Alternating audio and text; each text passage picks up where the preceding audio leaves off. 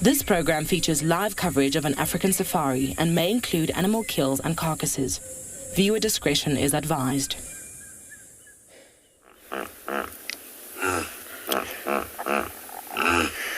Good morning, everybody. Welcome to Tswalu Private Game Reserve this morning, where we're sitting on a very foggy beginning of the morning here at Kalahari Dam. All we can hear on the background, all the hippos back into the water. So jump aboard on your own safari through the African bush.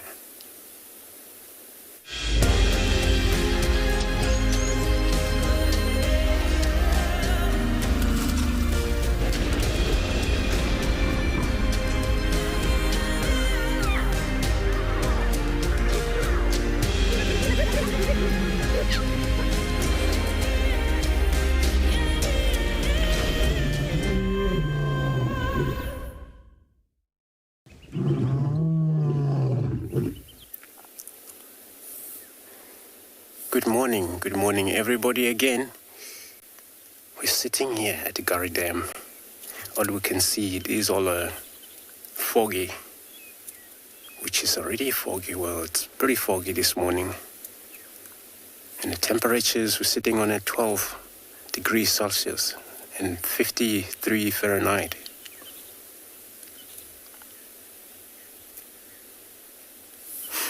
My name is Andrew, and I have a Theo this morning. So we decided to come and begin the drive into this beautiful, very watering hole.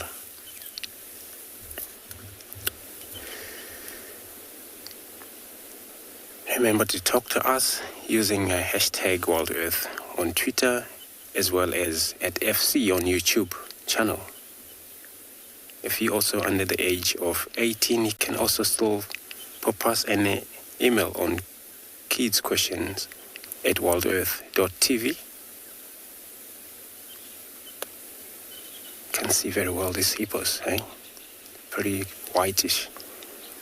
But it also is easy to go register on World Earth website and head over to the live safari page, and you can submit your question. They will take them live.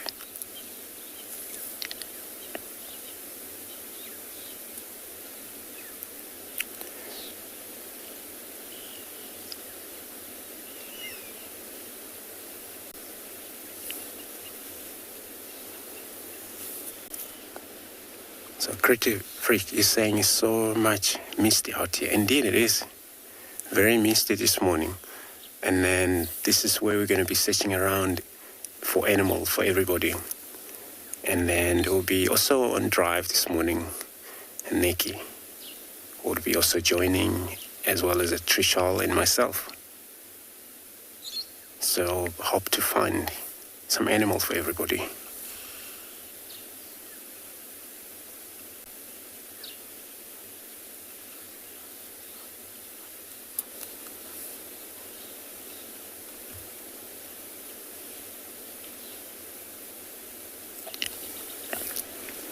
So I'm going to carry on, check in this foggy, and let's quick have a look at the weather on all different locations.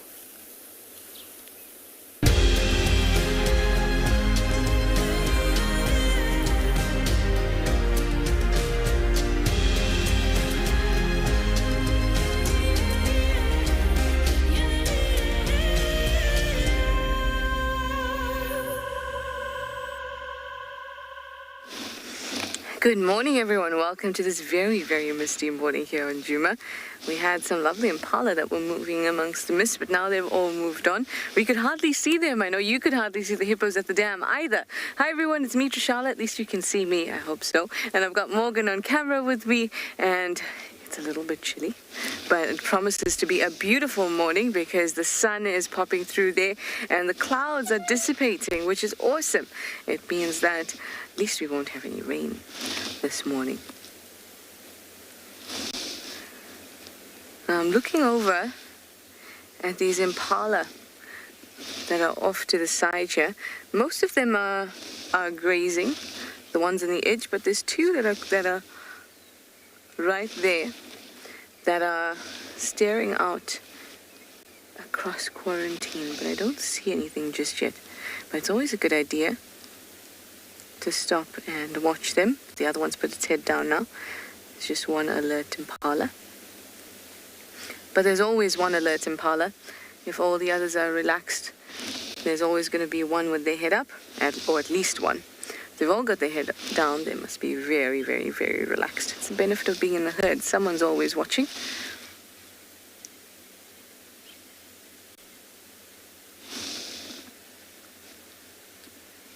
I don't see what it sees. Oh, it's now just looking at us. Good morning. I think it's just being vigilant. I'm listening out for any sounds this morning that the bush may offer us, some clues. Hi, Deb. Good morning. You'd like to know if this mist affects what the animals do. Obviously, it will cause them to, just like us, not be able to see properly. So they might be a little bit extra cautious in the morning, but this mist will usually clear up in the next 20 minutes to half an hour, as soon as it starts to warm up a little bit. But it is incredibly misty this morning. But they will be a little more cautious.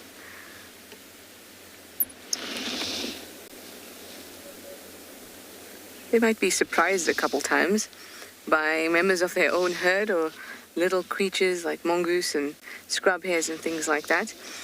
Mongoose won't be out at this time though, so scrub hares, they could still move around because of the fact that predators are not able to see perfectly. I mean, we all can't. It's basically like a sheer curtain that's been pulled over our eyes.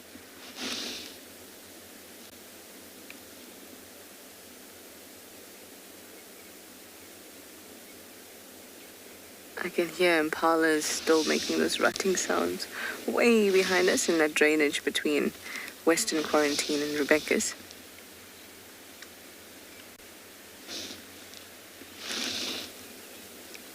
But otherwise, things sound quite peaceful. So we're going to make our way to Chitwa today. We're going to go down south, might stop over at Treehouse Dam for a quick look around there, go past and through to Chitwa in the east. While we've been sitting here, actually, at least the mist in front of us has cleared up a little bit. But in the dips, it should be quite spectacular in the drainages. But like I said, it's going to clear up a lot more since the sun is starting to already be quite high in the sky. It's going to move up past that cloud soon.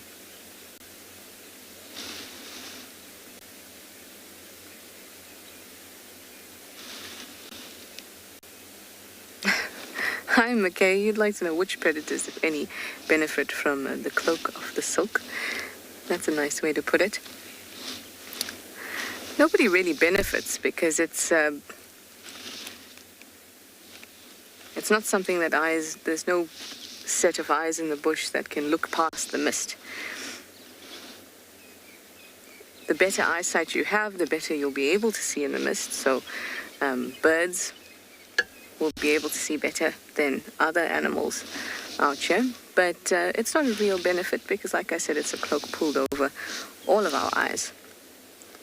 So if you have better eyesight, you will do better in the mist. But that's about it. In fact, the animals that are going to benefit most from this mist, which is essentially moisture in the air, are going to be herbivores that this moisture will land on. Well, they're going to land on the vegetation, the moisture, and then the herbivores are going to eat it. So they're going to benefit in that sense.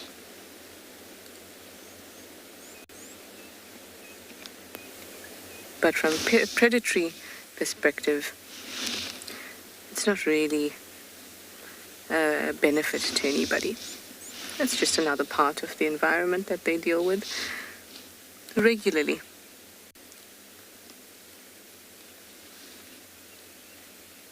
see the sun starting to pop through there.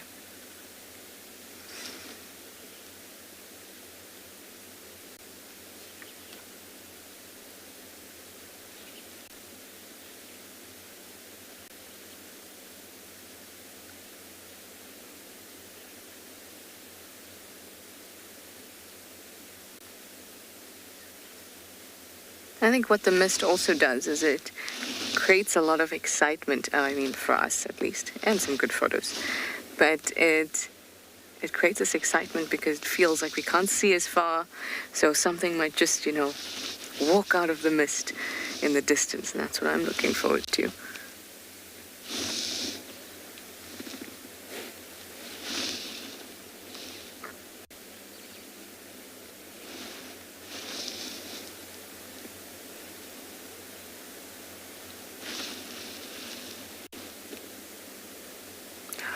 Brighter and brighter.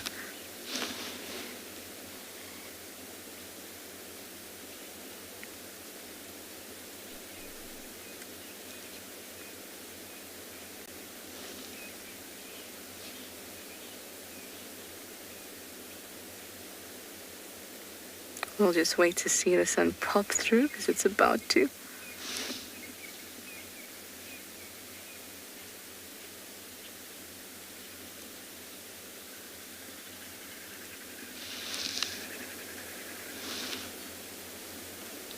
There we go. Lovely. So that means that soon this mist will all be gone, but we're going to continue down towards Treehouse Dam, see what we can find there.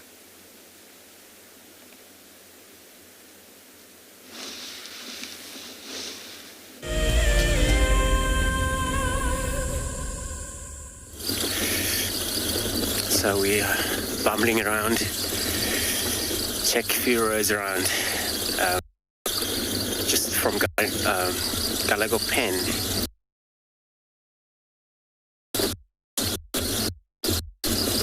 Specifically cats. We are checking for their tracks. Those are the one mainly, they may be active the whole night. So far, no tracks of them yet.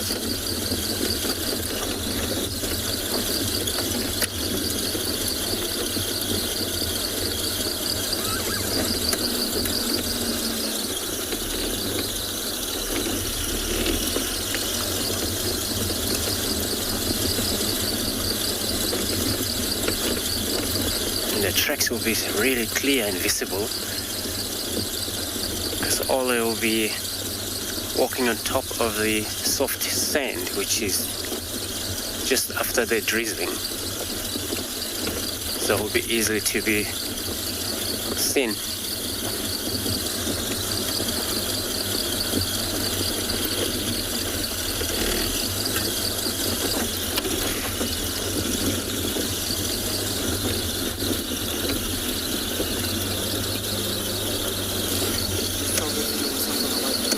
So yeah, since it's foggy, we're just gonna every now and then wipe off the lens, the camera, so we're gonna get to see it clearly.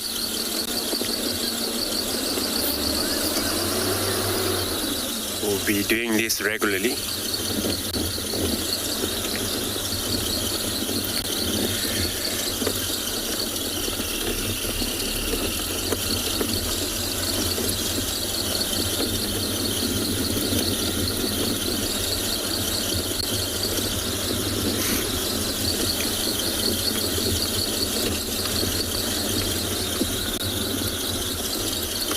Let's carry on, check, see what we find.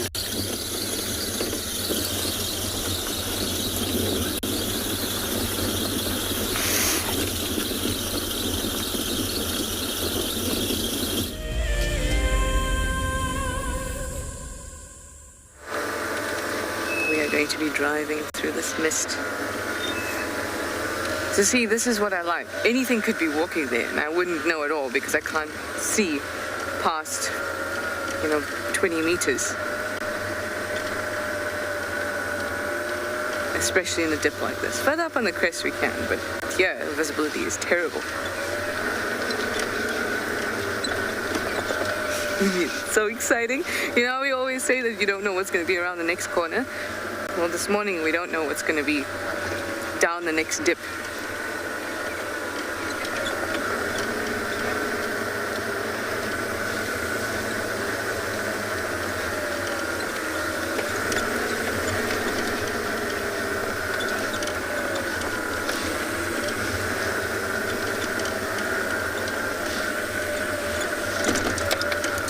Nothing this time, but it's the excitement of what it could have been that keeps us going.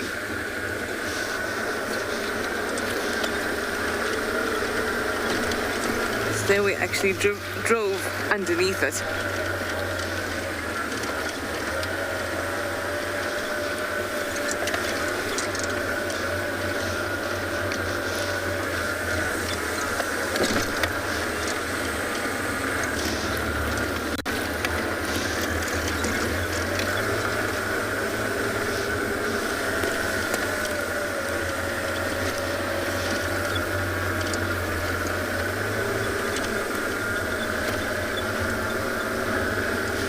The ground is so moist.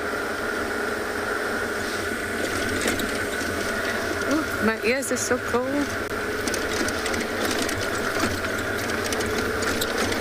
The dams are going to be beautiful at this time. Lots of mist will be just as a band above it. Absolutely, more. You say that you sure the elephants would be fun to find in the mist. Absolutely, that's what I was looking for in quarantine, hoping that we'd find some elephants that are walking in the mist. Oh, that would be amazing.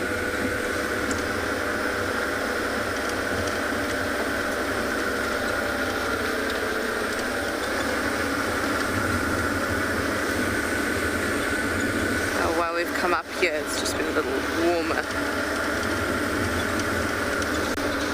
Nice. But then we're going to go down in the dip towards the dam now too.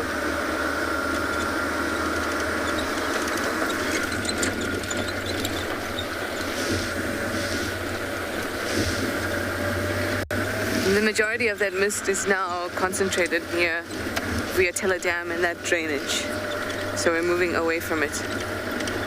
Oh, Kylie. Kylie says, imagine a leopard in the mist. Yep. Thought about that too, Kylie.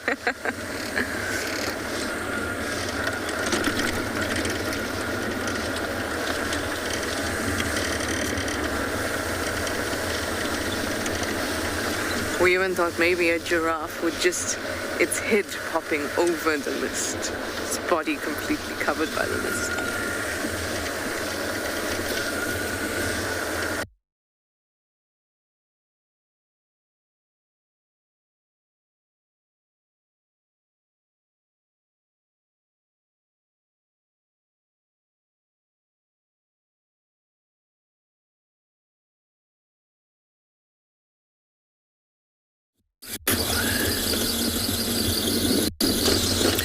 Sorry about that, all technical issues.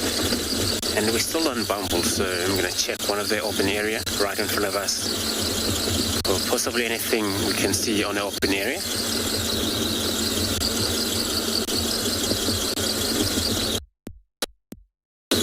So we're driving very slowly so that we don't miss tracks and also we don't miss animal itself.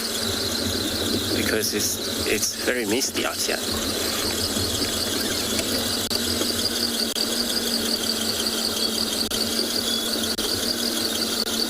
Looking at the beautiful color of mist just on the far distances.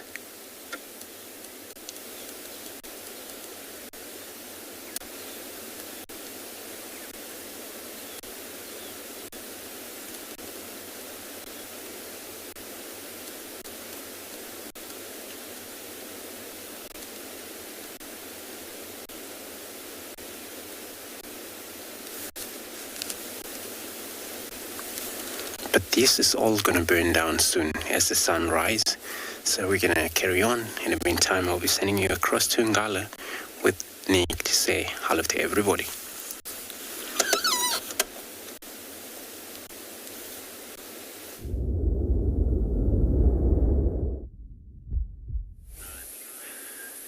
warm welcome to all our viewers here at Beyond Angola, and as you can see, we are looking at the sun rising. There's quite a bit of mist in the area, and the sun hasn't really showed itself, so we are waiting for it, and as it warms up, hopefully we'll be able to see a bit better as well. We can't see that well because, as we mentioned, because of the mist, but I'm Nikki, I'm going to be your ranger for this morning, and on camera we have Owen. So the area we're going into now is we are actually in the middle of Ngala, and we are going to head down into this direction, and we're looking out for lions that we saw yesterday. It could be that they've moved from where we saw them yesterday, more in a southerly direction, could have been more towards an easterly direction. We're not too sure. So the best would be possibly if we can find some tracks, and then we can start working from there. But in the meantime, I think let's just enjoy the sunrise a little bit longer. Just listen to some of the birds in the background.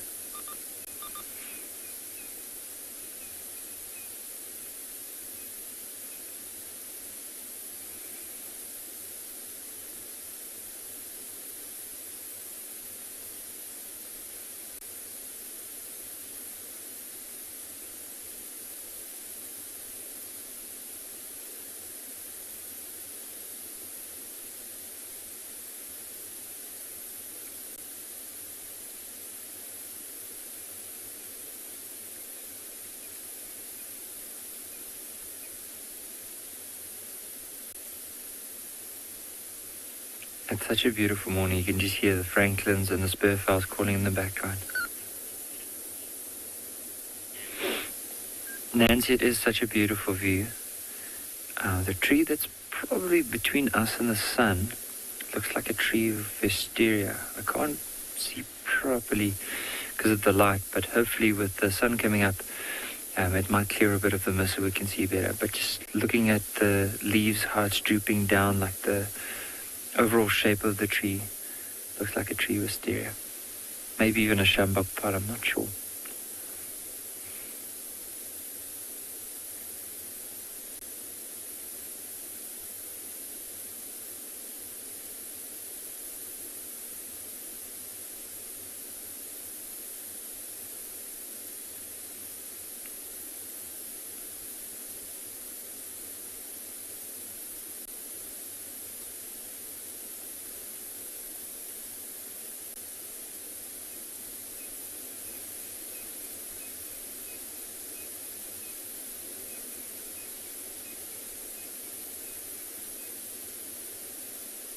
And also by sitting here and listening to the sounds around us, if there's any sounds of the lions, maybe the male lions calling or some of the youngsters contact calling, trying to find the other members of the pride, we'll be able to hear them. So often a very, very good tool to use in the bush, just to stop and listen.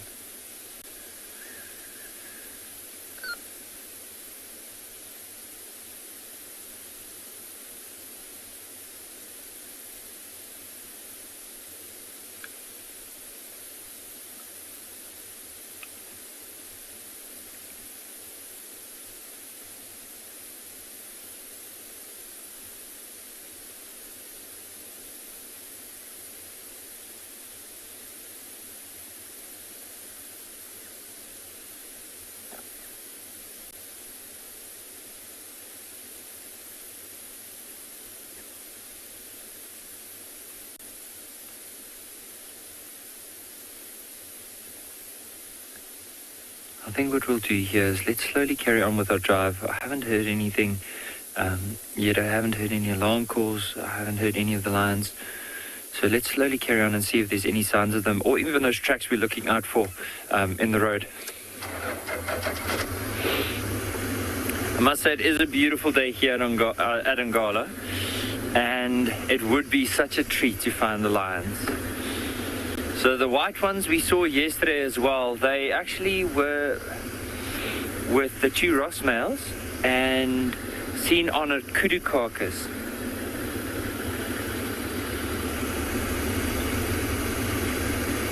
Jason, with the lions, I mean, the mist does affect probably some of the animals in terms of how far they can see, but I mean, it wouldn't really affect the lions' hunting ability, because if they are downwind of the animals and the wind blows towards them, they'll be able to pick up that scent. So I'm sure it won't affect them that much.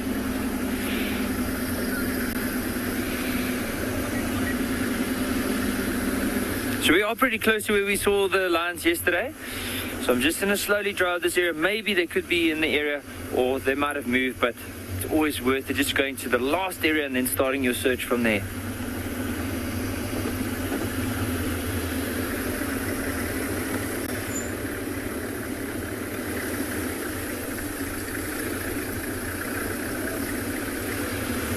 There's some tracks of the lions on the road, but it's hard to see which direction. And there are some that are going down this direction and some going up. So I just want to drive. There's an open area off to the left here and just stop and have a look at the tracks.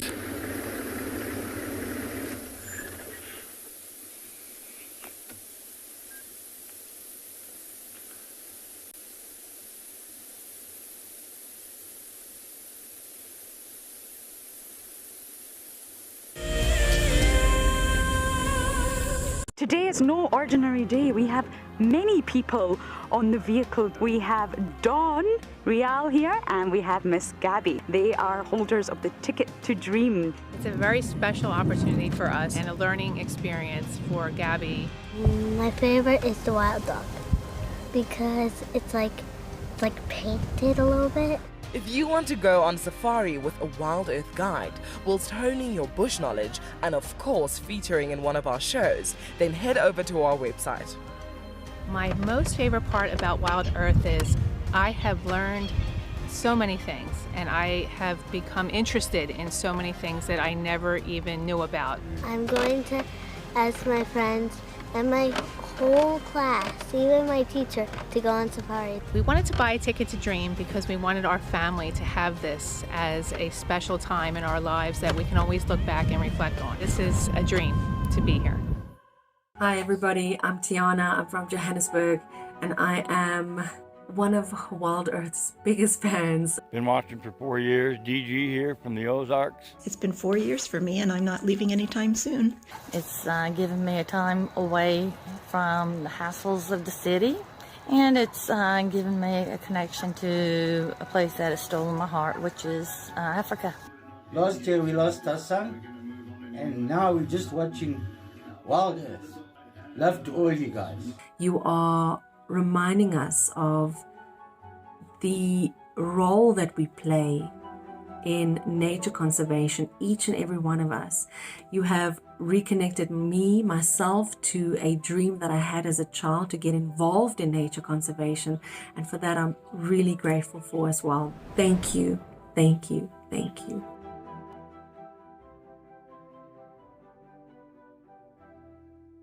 My name is Ross and I'm a field guide at and Beyond Pinda Private Game Reserve. I love getting questions from guests on Wild Earth because I love sharing and learning information about nature with new people, and it also makes me feel like you're all joining me in real life. If you want to ask a question on Wild Earth, then you need to register on our website. Once registered, go to our live safari page and submit your question below our live feed.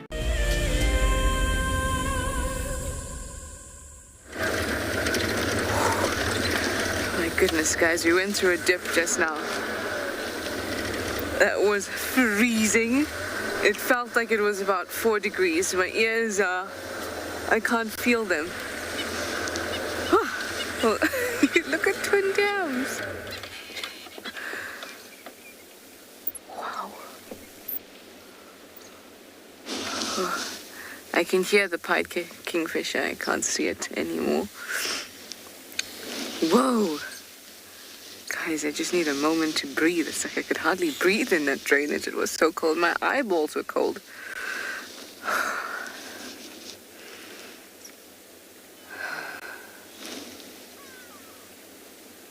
Wow.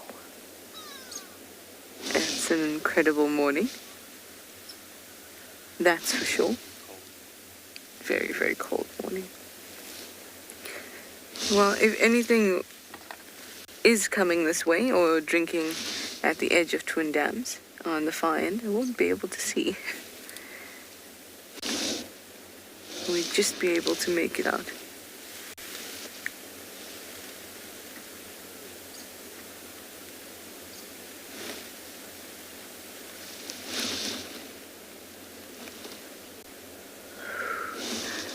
Wow. Beautiful.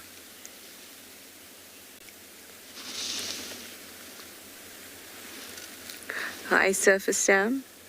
So you absolutely love the stillness in the bush. Oh yes, and this mist adds an extra dimension to that stillness.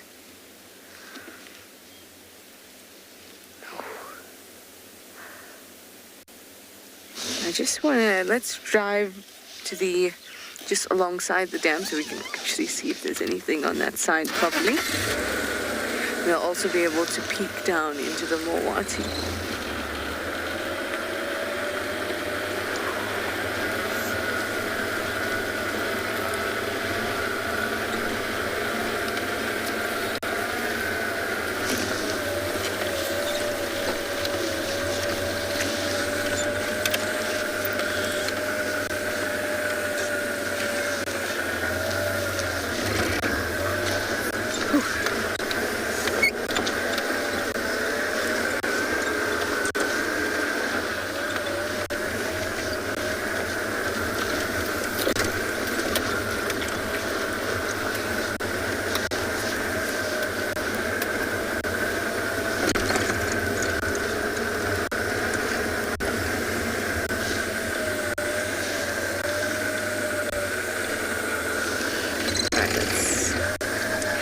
Further in here.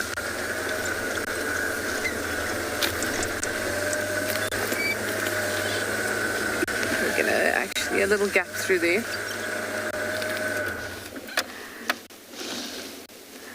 Quite misty in there too, but obviously over the dams it's more so. Excuse my head.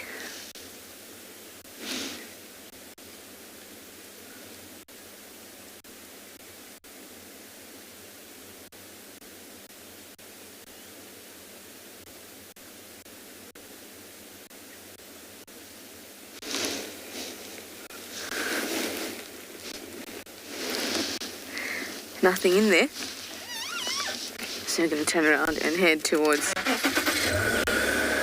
Tswalu, which is our original plan. Okay, let me send you off to Nikki. It's also very misty there in Ngala. He's also on a bumble.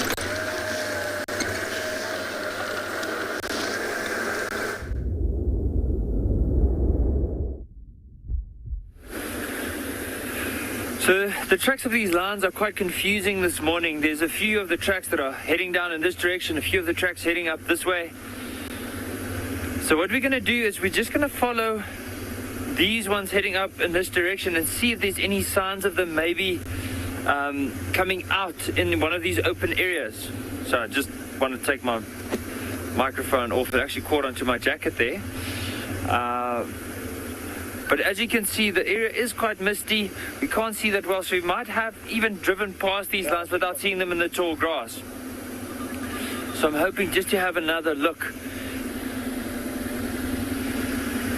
There's actually an open area on this side, so I just want to slowly drive past it, have another look. Just stop and scan. It looks like right here in the grass in front of us, something might have lied down during the evening. Could have been those lines. You can see how the grass here is flattened more than in the back.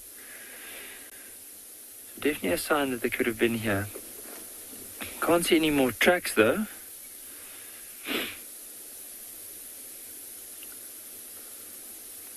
But let's carry on. There's as I mentioned, this is one of the open areas, and there's another open area just on this side. Maybe there's a chance that they could have gone there.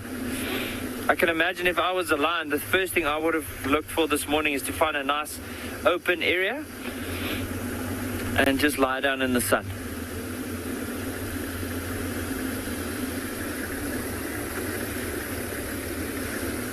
So I just wanted to point out something here. Now it might be that Owen has to shoot over my shoulder just to show you what's happening here in the road. So down this way, you'll see right, I'm just going to try to see if we can focus, but you can actually see there's some lion tracks in the sand there.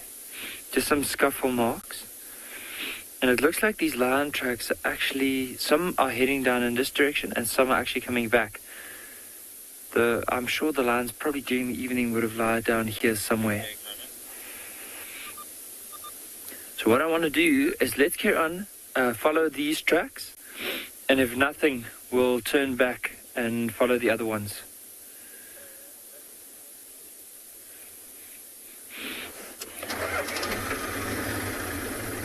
But at least it's a good sign. We know the lions are possibly in this area, so now it's just a matter of time finding them. But for now, while we're trying to see where these lions have gone, let's head across to Andrew, who's apparently also on a bumble.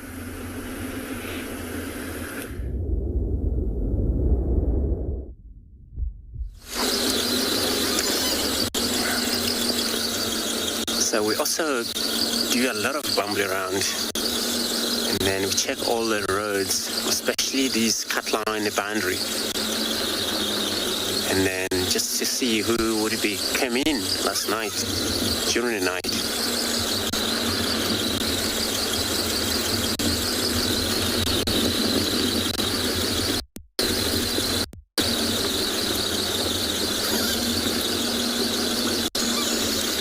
And then I'm in a position where Irish was last seen a few days ago.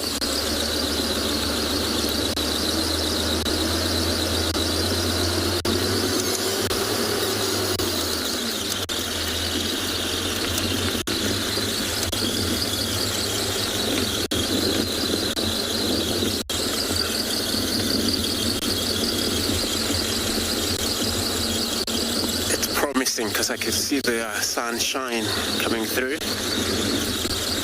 So I think we should be fine soon.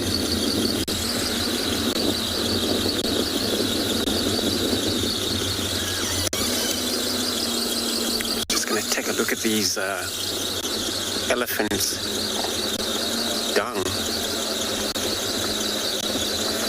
Oops.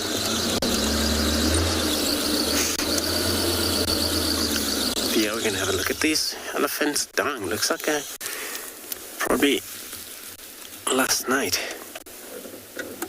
Looks like it. Still moisture.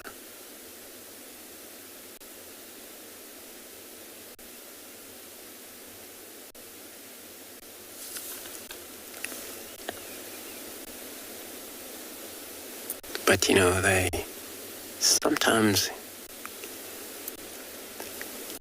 sometimes move a lot, sometimes they delay, so you can't judge how far they are right now.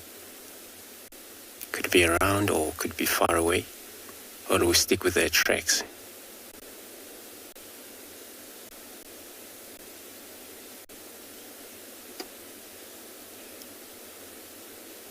Am I hearing something in a bush?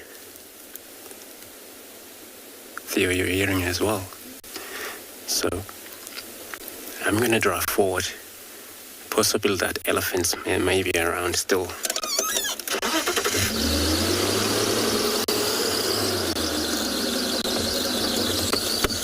Sorry.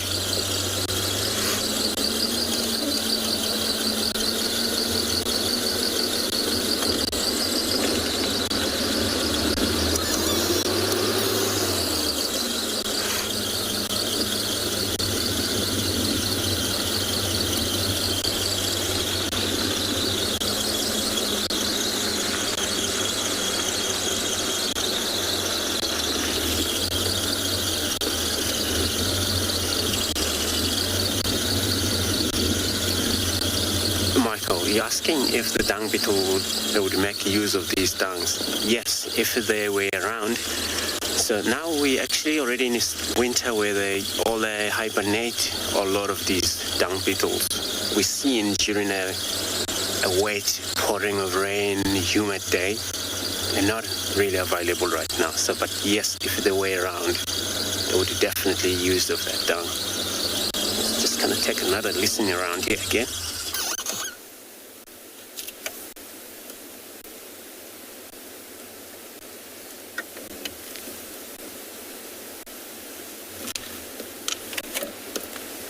Wipe our lens.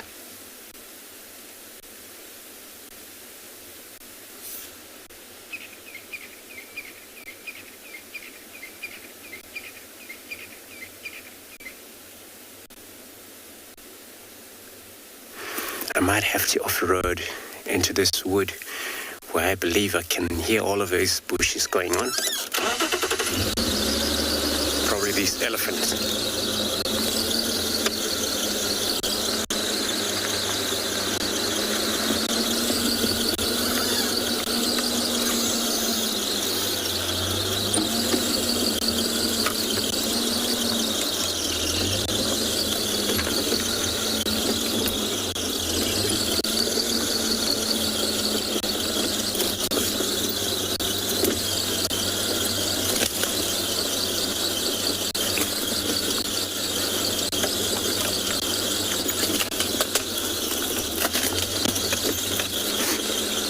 Sorry, dear.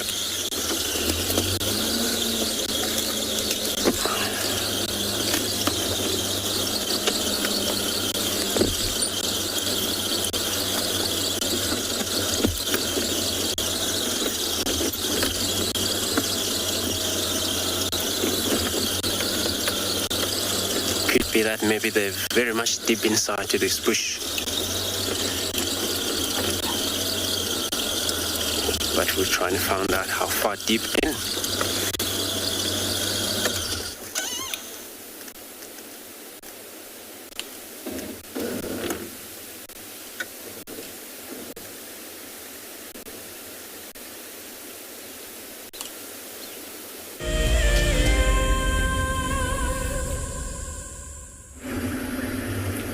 So based on the tracks and also the direction of it, we've come to the conclusion that these lions, instead of heading in a northerly direction, are actually heading south. And so when south for us, you can see the sun is behind us, casts a shadow in front of us. So that's east and this is west, so south is just down in this direction. And where we're actually looking out for is on the right side, because the last time we saw the tracks, they were actually cutting in this direction. We haven't seen any tracks out there on the road, and if we do see some of the tracks starting to cross over the road, we can then start assuming, right, this is where we're going to start searching off to. But for now, it's probably going to be somewhere off to our right. It is a beautiful morning, the sun's coming out, the mist is clearing off. Makes me very excited. Just want to see, like you'll see occasionally, I'm just going to stop, slow down the vehicle, move a little bit to the side just to see if there's any tracks of animals in the road. Prefer not to drive off the road to have a look at tracks, because then of course you're creating some damage to the environment. Unnecessary. So I just want to carefully drive here and see if there's any signs of them. Haven't seen it yet. But I can imagine with lion behavior in general, lions are quite lazy animals, so they need to sleep for quite a bit of the day. But when it's cool, they'll start to move. And with this time of the day, so just to let our viewers know as well, occasionally we might just wipe the lens because of how cold it is this morning. So if you do see a wipe across the screen, please don't get a fright. So I thought I saw some tracks, but it's just hyena. But knowing lion behavior is they'll move in the cooler parts. And if I was a lion, like instead of moving through the grass where there's a lot of dew, I might prefer something like a road or even a game trail to move on, just so that they're not as wet. Or if they find a spot to lie down in the tall grass, that's where they're going to be lying down.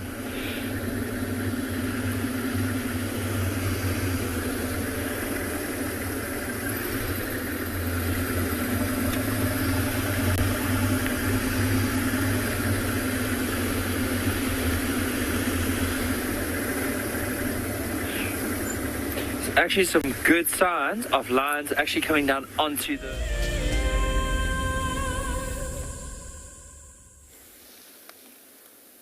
Can you guess what this is? Because the visibility is so terrible here. This is Tswalu Dam. I can't see a thing besides the one big dead tree. The towers, you know, the towers we use for radio signal and things like that, they kind of look like ghost towers. Can't see the bottom. It's very difficult to see the top as well. So everyone in Chitwa says they can't find anything. Absolutely nothing, no sightings. because it's going to be so difficult. You know, we rely, when we find an animal, on that initial flick. You know, we see a flick of the tail or movement of the trunk or the swish of the ears, and then our eyes, you know, focus on that, and we get the whole picture, and we can follow the animal, etc. Here we've lost that now. We can hardly see a thing. Let's get up into the damn wall.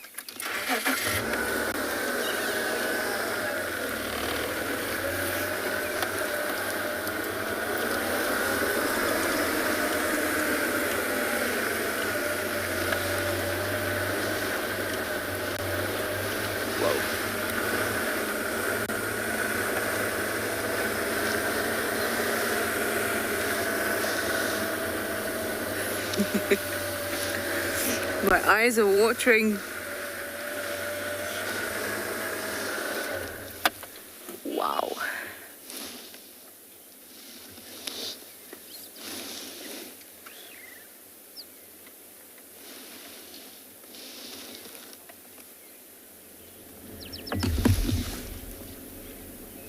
I can't see the lodge at all.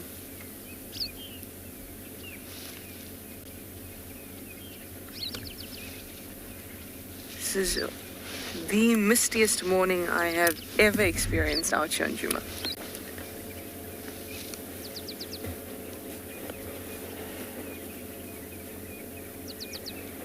Hi Vicky, you say this mist is incredible? Absolutely.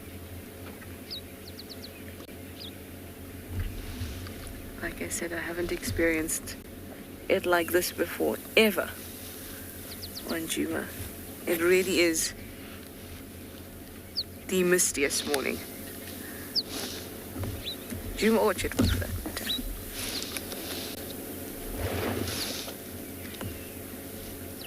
I can hear hippos. I can just see the one near the dead tree. Barely.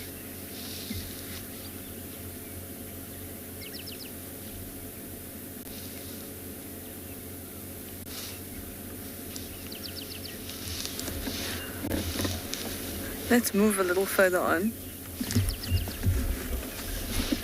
along the wall slowly. You can still watch the dam as I move if you like.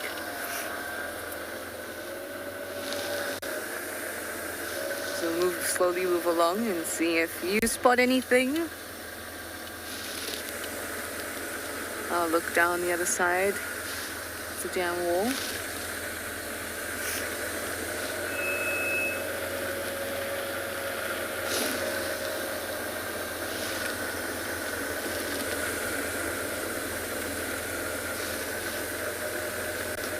Oh, even if there was something down on the side of the dam, other side of the dam wall, I wouldn't be able to find it.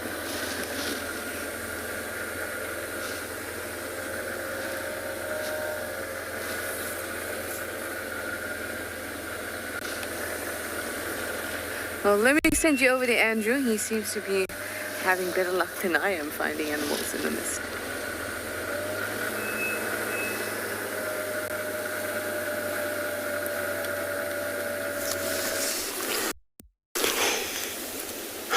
Indeed, everybody, we actually managed to find these elephants we heard from the road. As you can see how they're actually walking through this mist. All we do, we're trying to get closer look at them.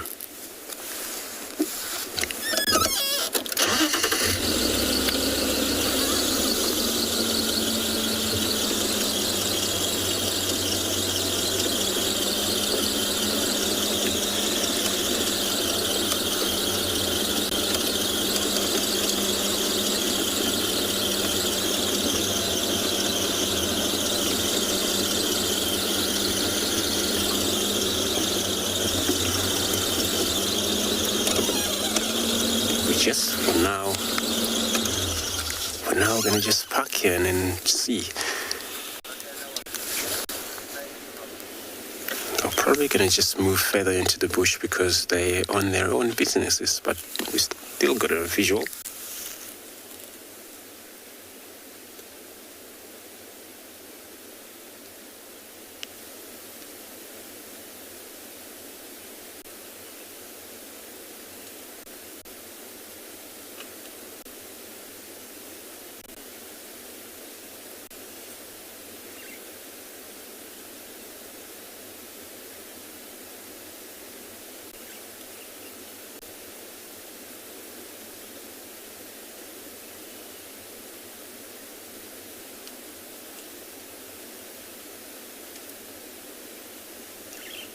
they disappear.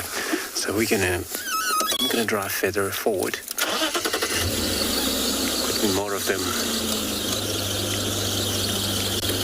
I only saw a few of them, but I think it's probably a lot of them in the bush there.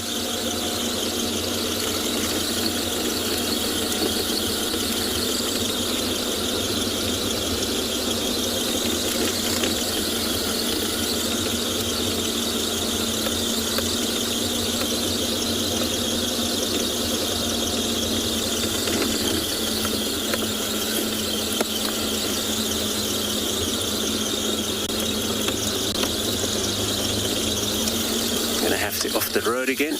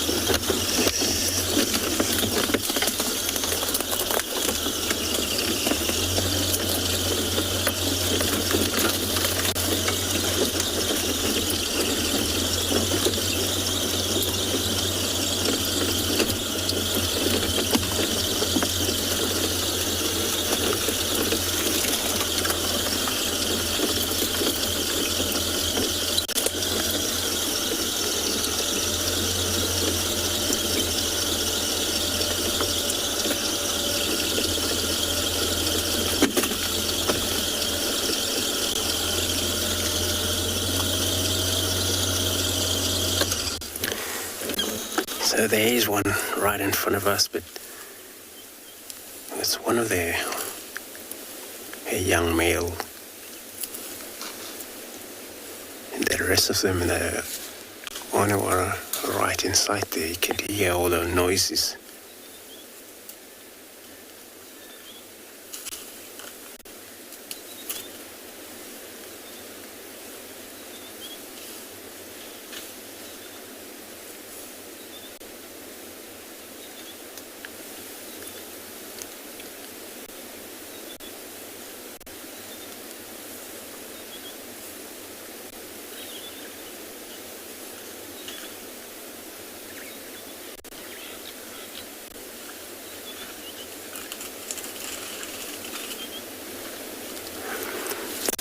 So there are a lot of them communicating a lot. These are the one that slightly far away from us, but we got them, so we'll try to stick with them.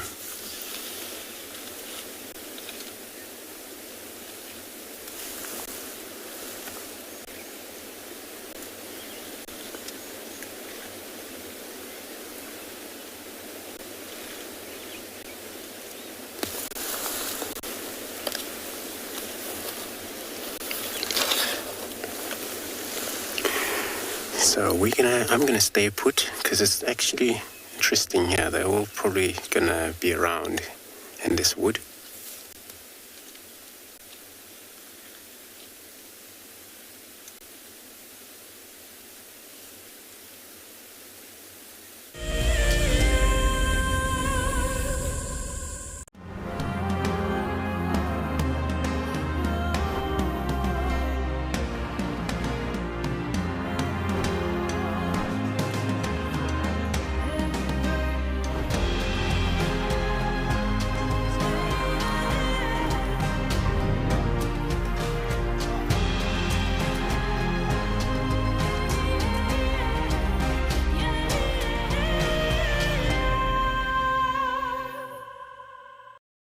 Founded in 1973, the Endangered Wildlife Trust has consistently and effectively worked towards achieving our conservation legacy.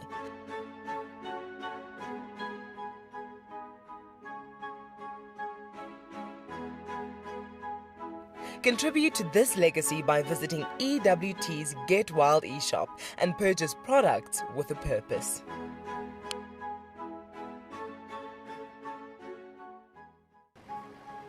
I love being a cam up for Wild Earth. The animals coming right up close to you, especially like lions.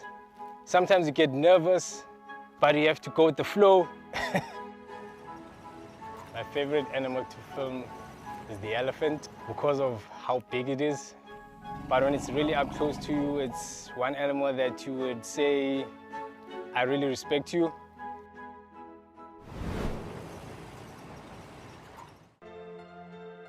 Guys, have a look at what we've got. This is better than my birthday. Look at that. This is the first time that I ever see cubs this small. This is so special. This has officially just become my best sighting of all times. Tune into Wild Earth every single day. It's in your nature. Delivering 6 hours of HD wildlife content live every day is no small feat. It's a massive team effort, and we all rely on one another. Cam Ops have a bit of work to do in the morning. Up nice and early, get all the checks out of the way, and make sure we're ready to go live. Helping others fall in love with nature brings meaning to what I do. It's also a lot of fun.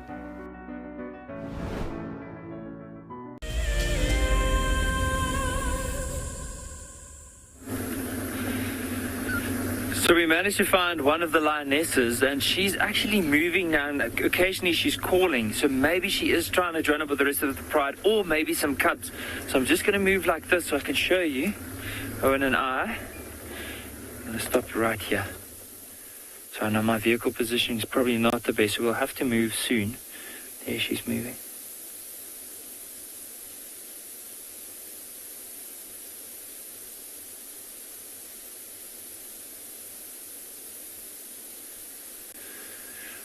She's gonna pop up right in front of us at some stage as well, if we can't see her now. But just listen to her calling. I wonder if she just didn't stop behind that bush just to listen out. Can you hear her calling? So I'm just gonna move my head out of the way here, but she's right in front of us now.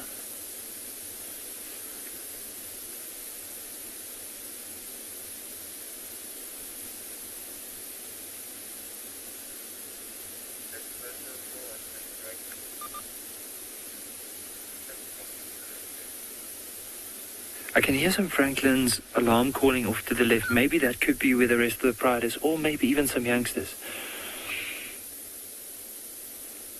So we'll watch her until we can't see anymore, and then we'll try and see if we can get another view of her.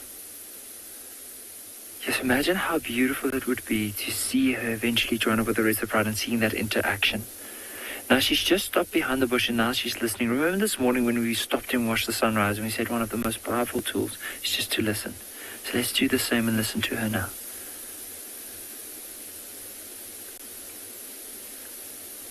She's just stopped behind that one bush.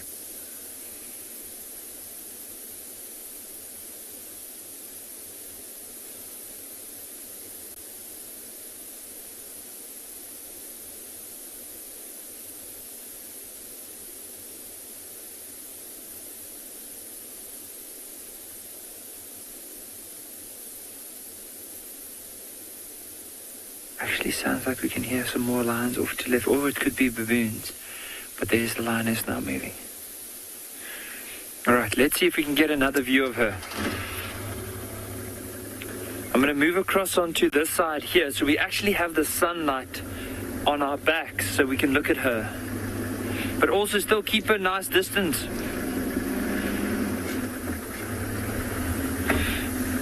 Debbie, she is quite a majestic looking lioness, I must say. She's really beautiful. She's just stopped again. There's an open area in front of us. Let's go to this open area and then we'll turn around and look back towards her. Now, as I said, I don't want to really, like if she's contact calling, I don't want to move the engine too much so that it influences like any of the, like her trying to meet up with the rest of the prides. We'll make our way ahead of her and let's quickly see if we can get another glimpse. It's actually beautiful sunlight here. We just turn here. There's actually quite a few impalas here as well. Oh, there's a male lion right here. On his way down towards her. So you'll see now he's actually moving into the area. You'll see him soon where, see there looks like this old 2-track, and he's just left of it, coming this way.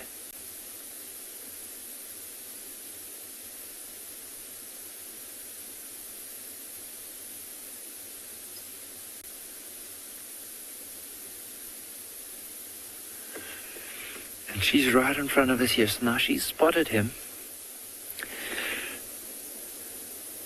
You can see she's just marking her territory now.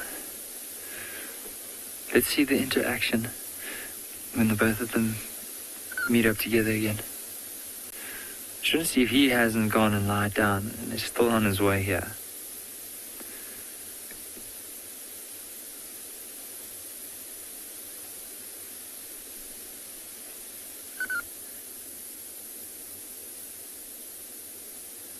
Yeah, he's just stood still now. So it's just one of those things where we have to have a little bit of patience because she's behind this bush and he's also behind a bush, so the view is not the greatest. But if we give it some time, maybe the both of them would move into a more of an open area, like she's doing now.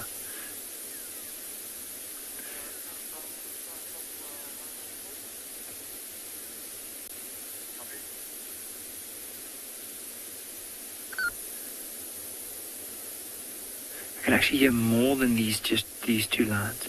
And you can see she's also now turned her attention in the direction where those impalas are looking at.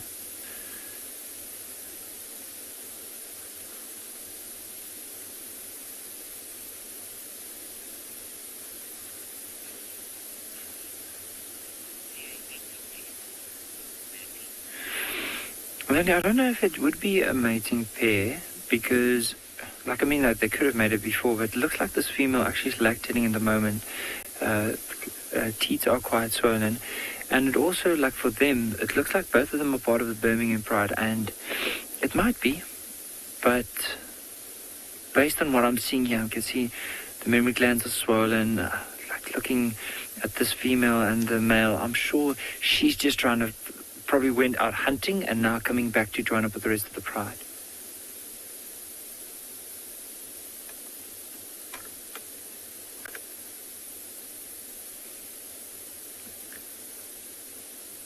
So what I'm going to do here, because I don't want, as I said, I don't want to influence, but I also want everyone to see this male line. So I'm going to move maybe 2-3 meters forward, like here. It might be, this might be the young Birmingham male.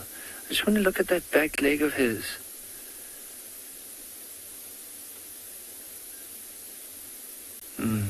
Owen also says it looks like that young Birmingham male. Just the whole way his leg was moving as well.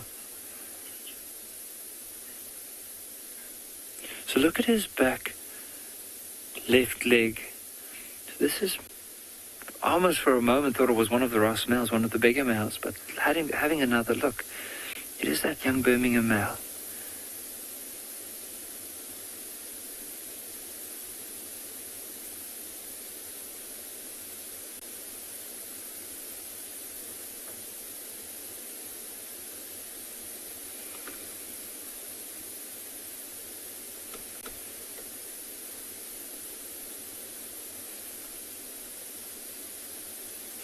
And look at this lioness's reaction. She's actually growling at him. And the way he just stopped to have a look at her.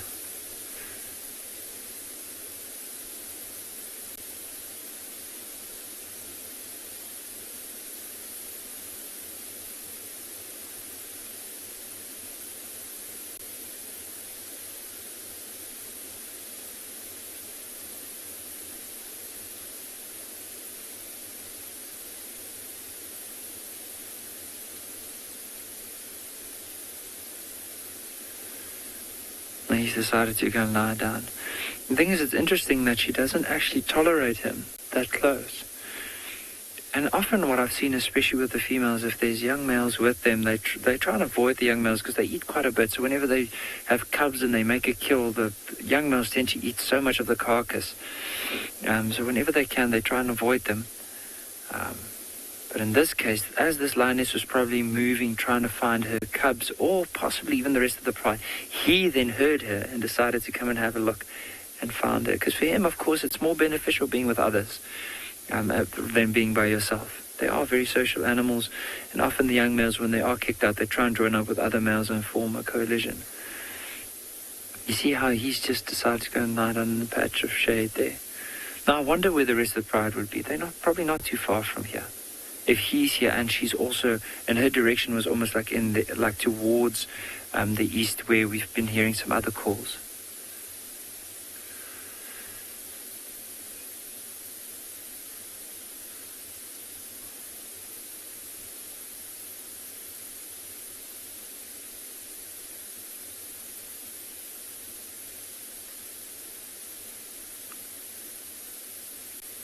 But it'd be really worth it sticking with these two for the next little while and see what happens. Like if she's going to eventually move on, or what she's going to do from here. Because you can see now, like every time she looks in that direction, he looks at her. And whenever she starts nodding, he looks away. But it is a very beautiful lioness, this.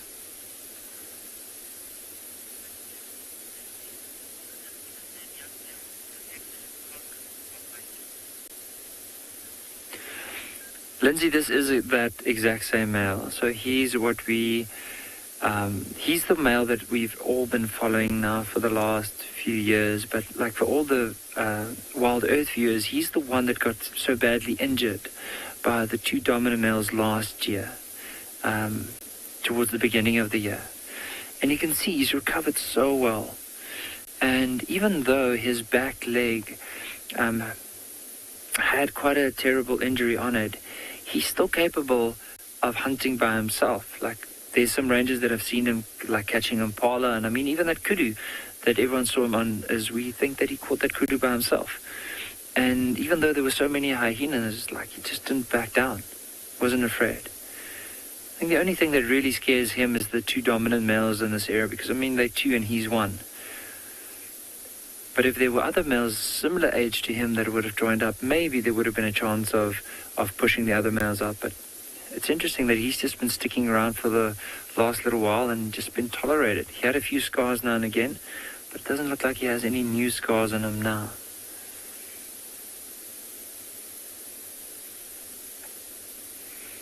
But if you look at this lioness, like some of her features in comparison to him, is like she's a bit lighter in color. Almost looks like on the side of her left shoulder there's this little patch or streak of blood, old blood. And then of course that very prominent white chin and white just beneath the eyes. I'm just trying to have a look. Does it look like she has a scar under her right eye? I'm also going to try and ask Owen to move in a little bit closer with the camera so we can see it. So look at her right eye. If she blinks again, let's see if there's a black spot under that right eye.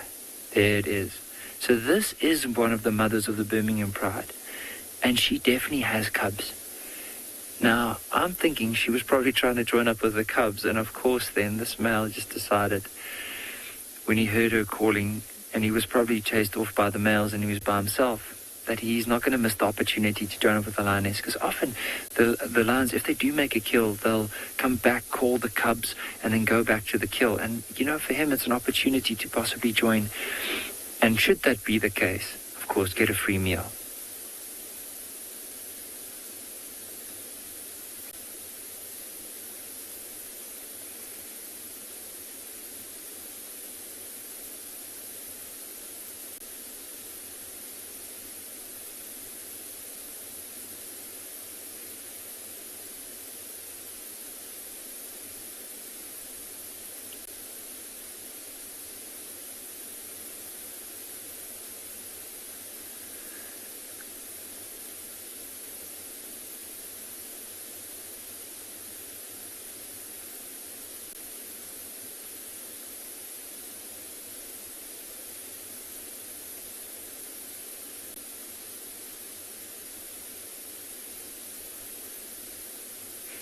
Oh, just look at the light on this male. He is quite a majestic lion.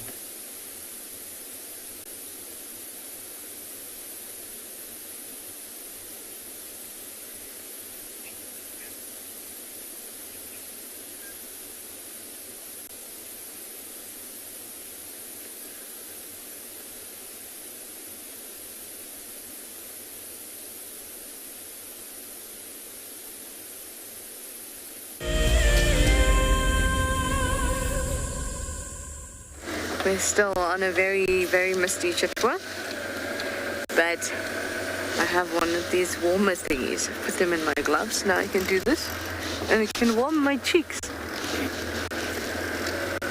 It makes for an awkward position to present in though, so we're just going to act like I don't do that.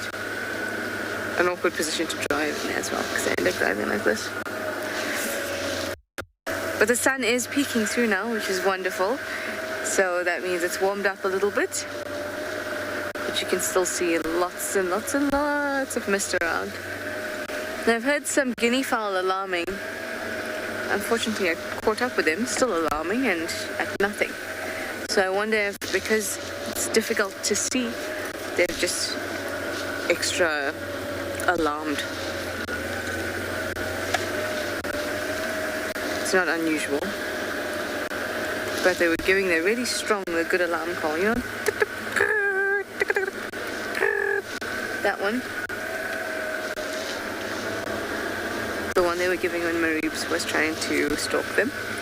And I thought, Mareebs can't be far behind these guinea fowl. So I'm now doing a little loop around around that area where the guinea fowl are. They're kind of in this block here. See? Can you hear them again?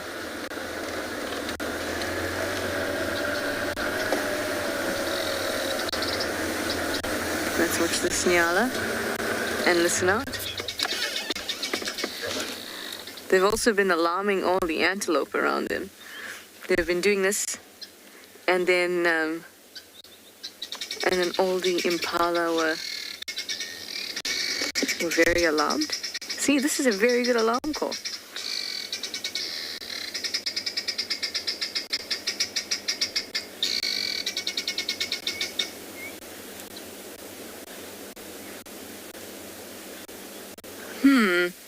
Well, we're going to stick around here and figure out what the story is. It's probably that they're just a little extra cautious this morning.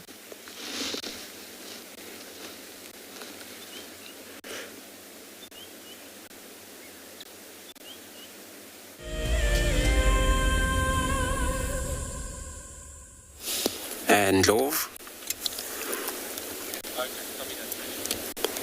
So we're still sitting here looking at these elephants. Some of them, they already walked past. They're probably far away already, which these, once they get mobile, they're probably going to do the same. So it's good that we still got them, and it's probably about that. They have two of adult back here, and all a few of a young one. That'll keep them comfortable. Not to worry about being separated apart.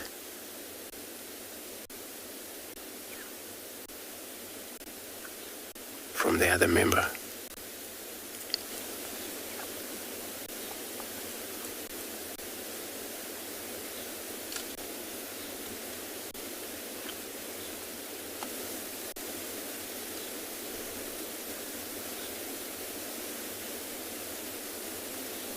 And the young one's probably drinking while the mother's feeding.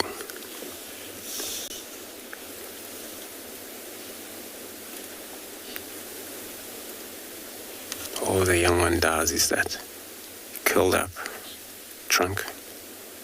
Sorry everyone, we gotta wipe off their lens so everybody can see nice and clear.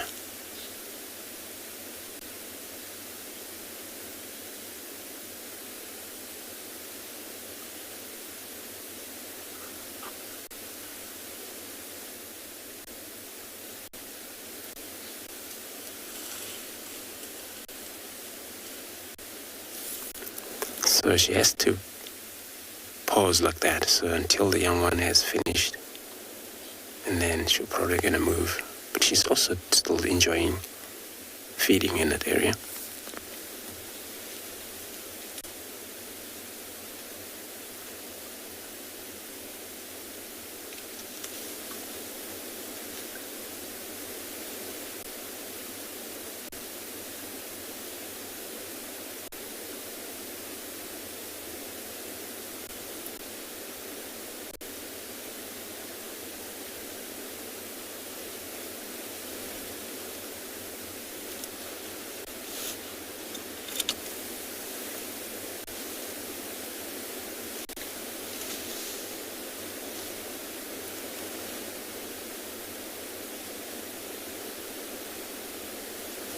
So elephants have two teeth.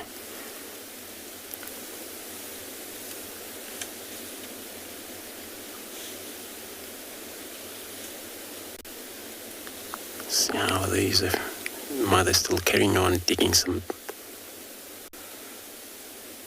roots. So Ali, you're asking how old are these baby elephants? Probably reaching a year old. See all the tuskers started to come out. It's probably near on there.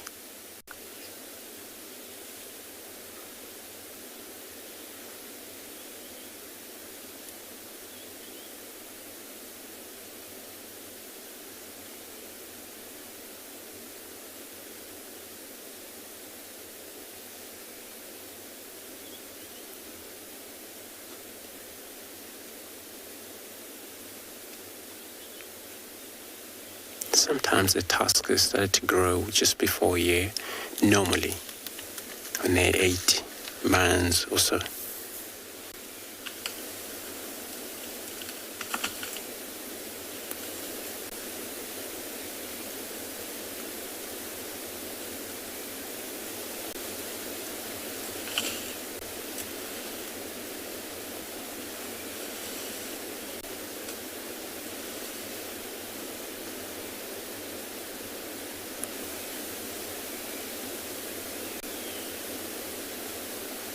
But that young one can still drink until up into nearly 2 years.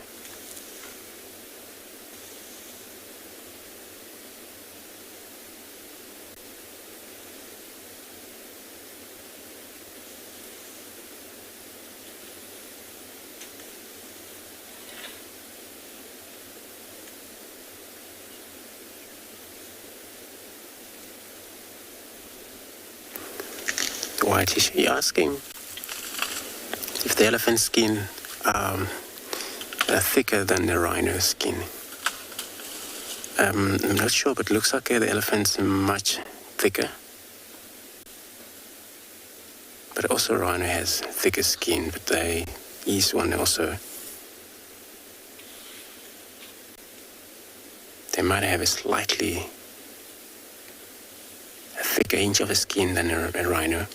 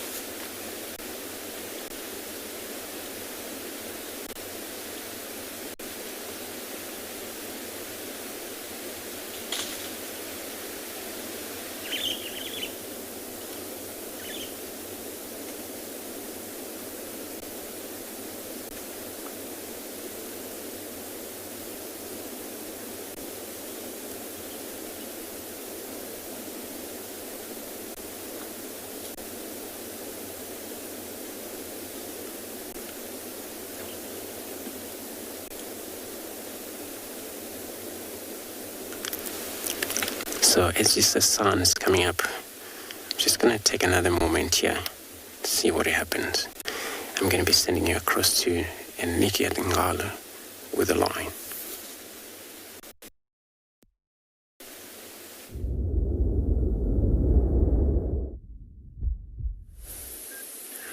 We're just waiting here patiently to see if they are going to get up and eventually move to the rest of the pride. Apparently earlier on,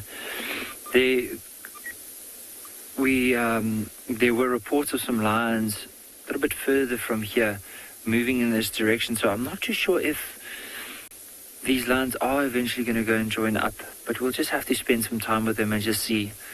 The smel's very patient. He's in no rush to go anywhere. He's just going to make sure that he sticks close to this female and hoping that when she joins up with the rest of the pride that the two Ross smells aren't going to be there. Because imagine that interaction if we can see that, like eventually seeing her following. But she's probably just looking, as we mentioned, she is a mother with youngsters. She's probably looking for cubs as well as maybe the other lions. And then, of course, if he joins her, you never know which other lions might be there. Maybe there's two dominant males. and then he'll just probably stick on the outskirts.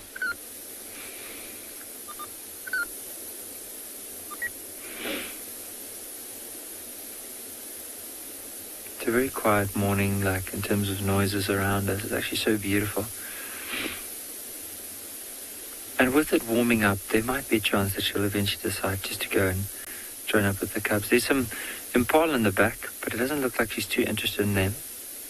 You can see her, she, like while he's lying down, not really too fussed at what's going on around him. Look at how she's constantly lifting up her head.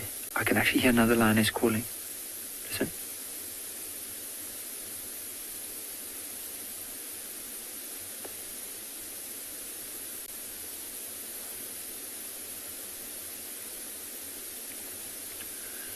See the direction she's looking at? That's where we just heard another contact call. So we'll give it some time. Maybe she joins up. If not, we'll go and investigate and see if we can find this other lioness. Or lion. I don't know if it's a... Sounds like a lioness, possibly contact calling. I'm just going to lean back and see if I can see anything in the back.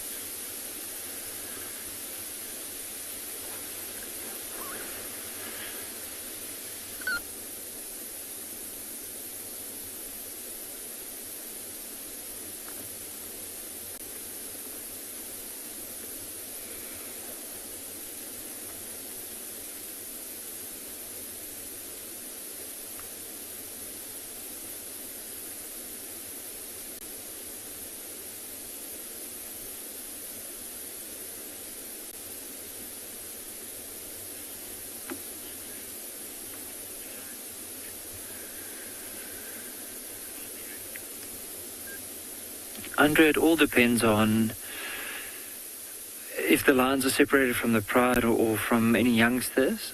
If they are not separated, there's no need for contact calling. Contact calling is only if they need to sometimes find each other or find their cubs. So I would say it will be as often as it needs to be. I mean, like, let's say if this lioness was with the pride or with the young cubs, she might not contact call, but this young male would, because he's trying to join up with the other younger males or even possibly the pride.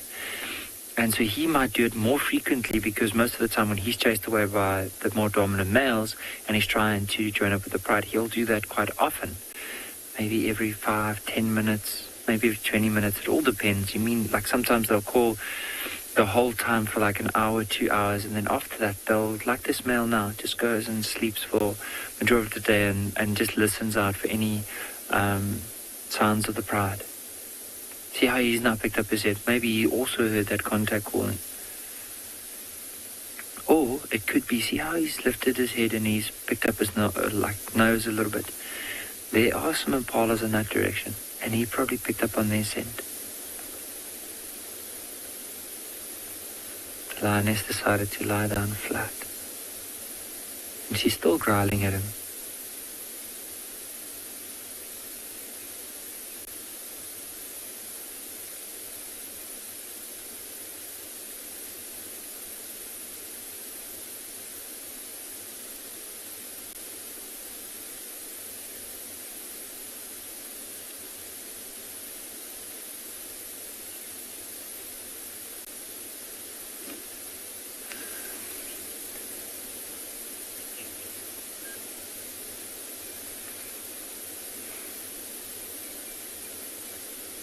I think the best we do is to see and go, to go and see if we can find the other lions as well.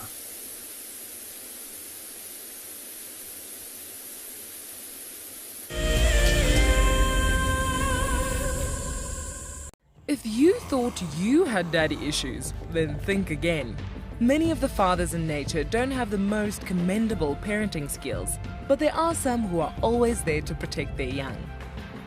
In honor of Father's Day, this weekend, Andrew and Trishala will be at the fire discussing wild dads. Sign up to be an explorer and you can join in the fun.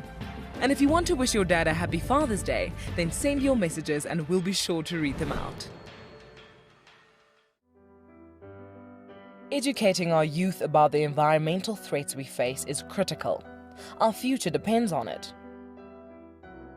The Wildlife and Environment Society of South Africa, WESA, is actively leading the charge. Their goal is to encourage children to fall in love with our natural world and to empower them to live sustainably in the future. Through their school programs, the children learn to report on environmental issues through videos, articles, and photos. The YRE program has changed my life in so many beneficial ways. Being out there at the workshops, I was entitled to talk with others, socialize, as well as my writing skills and leadership skills have improved, so it has been great. WESA is a membership-based organization. By joining WESA, you will be helping to provide valuable support for these youth education initiatives. My name is Lauren and I'm currently working in Djuma Private Game Reserve here in South Africa. I love answering your questions during the live safaris. It's my favorite part. It feels like you're on the vehicle with me and I'm able to teach you exactly what you want to know. If you want to ask a question on Wild Earth, then you need to register on our website. Once registered, you must go to the live safari page and ask your question below the live feed. Look at this, the little one is up and about. Certainly hasn't had enough milk at this age. No amount of milk is enough. Oh, Corky. Too sweet. Oh, look at this.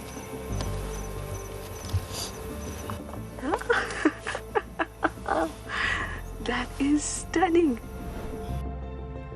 Tune into Wild Earth every single day. It's in your nature.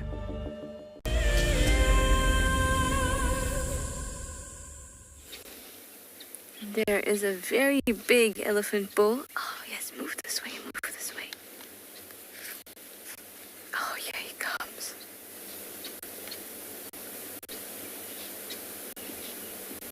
I've just been circling this block because the Franklin and the guinea fowl keep alarming. Can you hear the Franklin there? But our elephant bull doesn't seem two-faced. And you can hear the guinea fowl near me alarming too.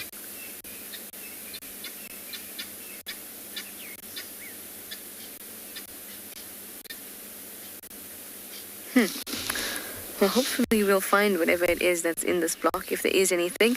Or maybe they're just a little bit extra nervous this morning. But most of the mist is cleared up now.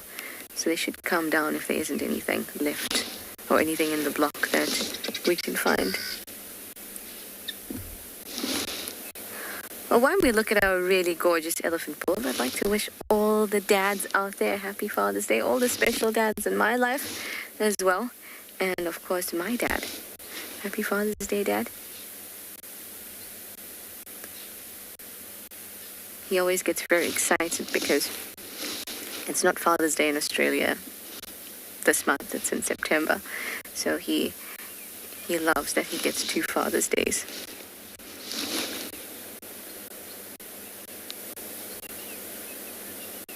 But it's Father's Day for most other countries in the world today.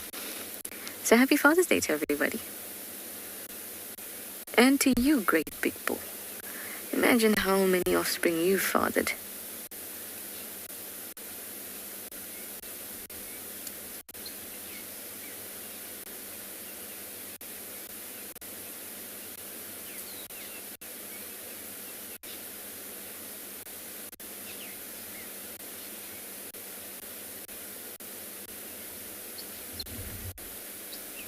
He probably has no idea.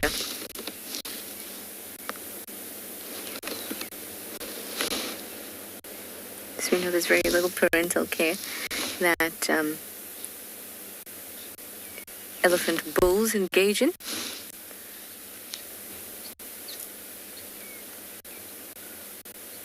But the truth of the matter is that whether they're involved in parental care or not, the calves wouldn't exist without them. It's a very, very important part of all our biology, isn't it? Karen, hi. You'd like to know, is there enough food in these areas for the elephants? There's a lot of food around compared to other years, but also remember elephants have huge home ranges that they'll traverse and continue to find food in. So it doesn't really matter if there's enough here, they'll move on to the next place, but there certainly is enough here. There's lots of grass, lots of leaves.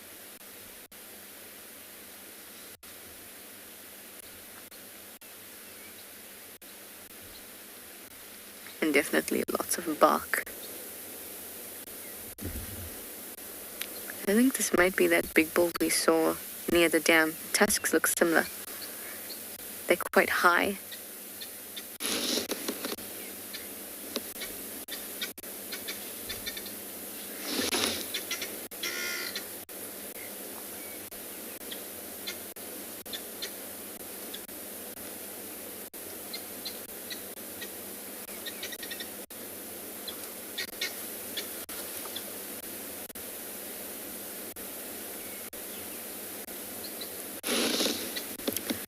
These guinea fowl that are next to the vehicle here have, like, they're fluffed up and together,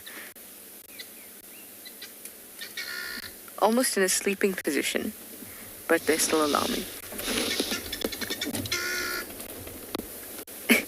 And then they heard Morgan turn around and then they all lifted up their heads.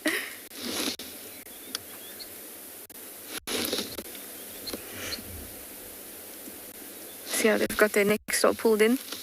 They're still a little bit chilly.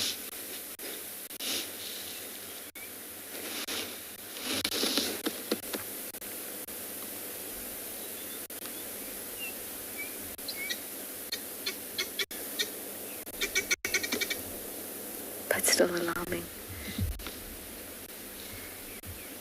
It can have a knock-on effect. They start alarming, then Franklin start alarming, but I know that there's impala and Inyala in this block, so if there was something in here, that would be a more reliable alarm call.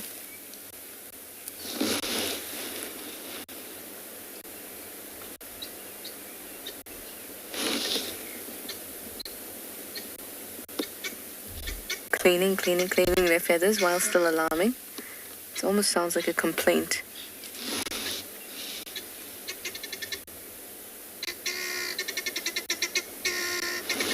They got louder now because the Franklin started going on the other side of the bull. Also, the bull would react. Either way, we're going to stick around in the area just in case there is something.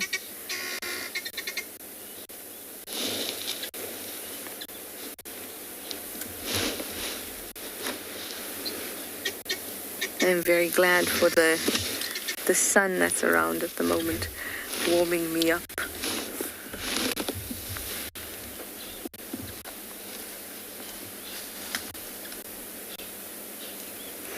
Well, once this boy comes in to the open clearing, you'll be able to get a really nice look at him.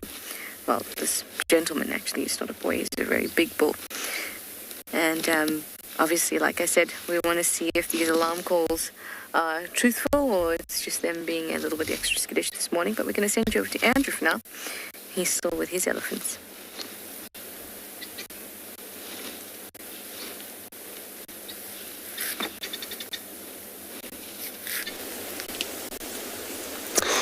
Indeed, we're still sitting here, and then we've been listening around also to see if we could hear anything, because it's still best time of the morning just to listen. And of course, if there isn't a sound of lions or leopard calling, there's a chance you may hear because it's still dead quietly, but not at all. So we're just going to take another moment looking at this elephant.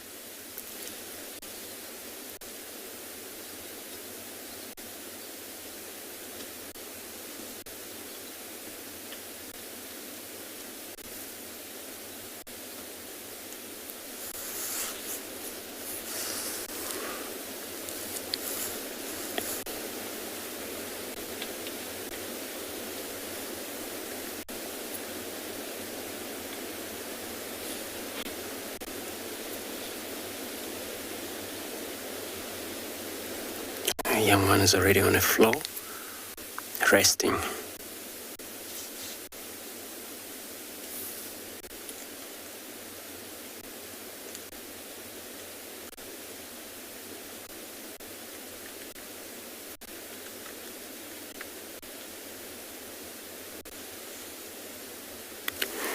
So, safely asking how much of a milk the young one would take per day. I'm not sure, but probably anything from above 30 liters or so. I'm just going to check that out, but yeah, probably drink more.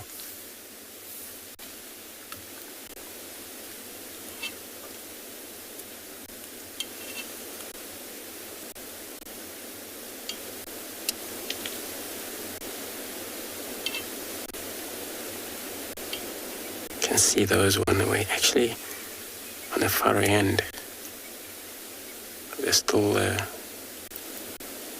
feeling very comfortable or being stationary around here. They've been so cool, in fact.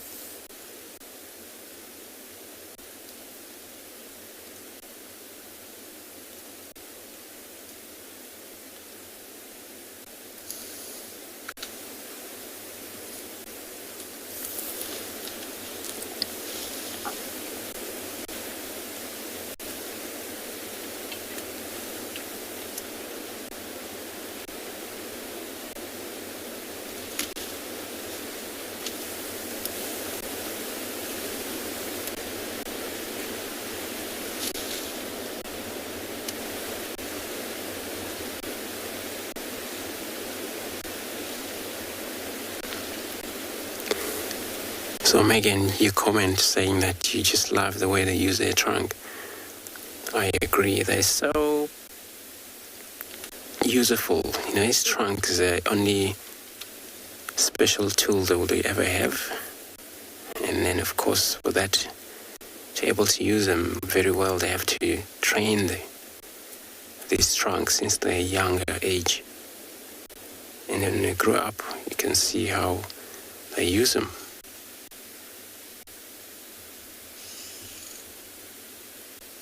Just trying to get that root is not actually easy to come out, but she will probably kick it if she need.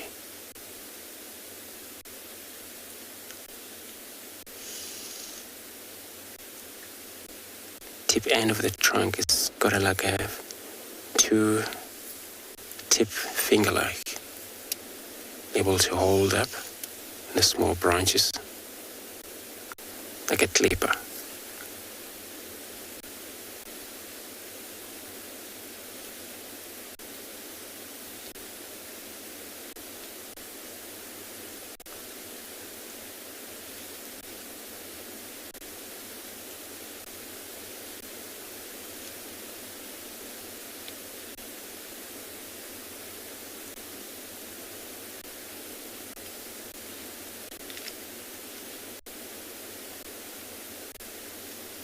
And the young one is still flat.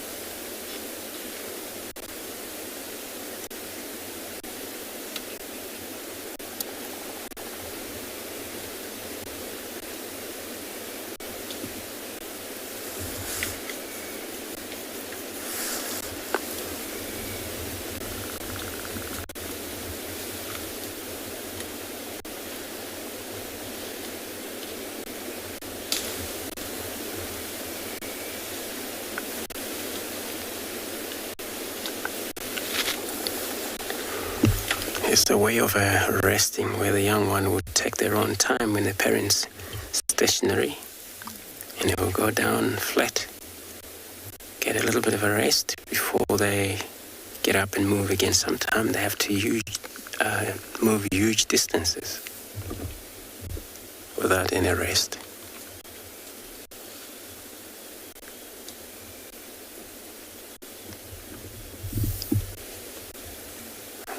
Is up, trying to get up.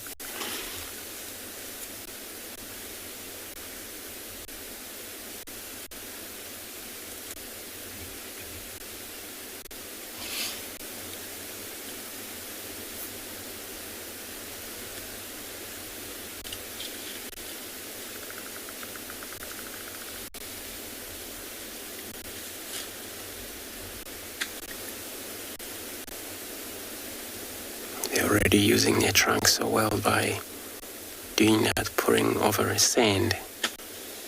It's a way of practice these trunks in this age. By the time they're old, they were able to use them properly. So I'm going to take time. If they disappear, then I'm going to leave and look for something else.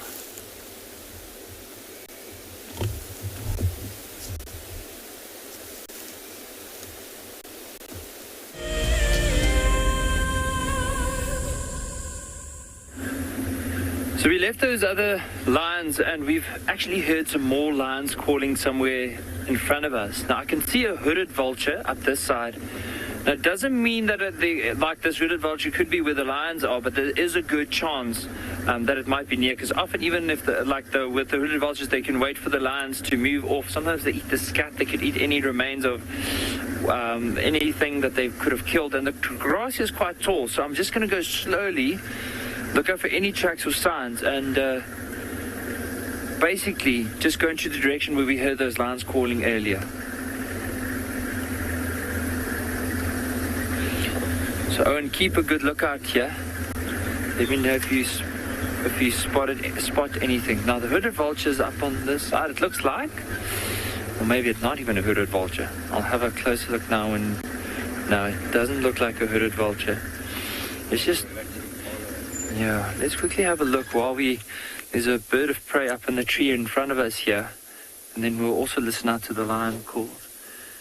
So if you look at this bird, notice how brown in color it is. It's a very distinctive brown, and if you look at the eyes, it's like this very bright orange yellow eyes. So this is a brown snake eagle, and probably perched up at the top of the tree there's quite a few patches, sandy patches here where reptiles can go, like maybe snakes, geckos can go, well, not geckos, more like lizards can go into the road to warm themselves up onto these sandy patches, and of course an ideal place for this bird to be sitting and looking down. As I mentioned, just trying to, as we're sitting here and watching this brown snake eagle, to listen out for those lions again.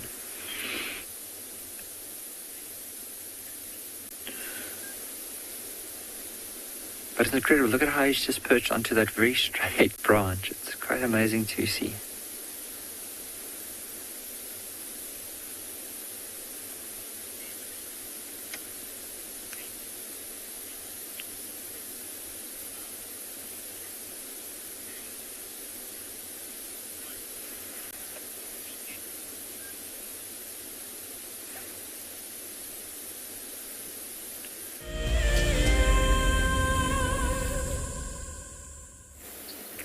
Our big bull has come closer to us. He's so relaxed. He knows we're here. He's still wanting to come and eat close to us.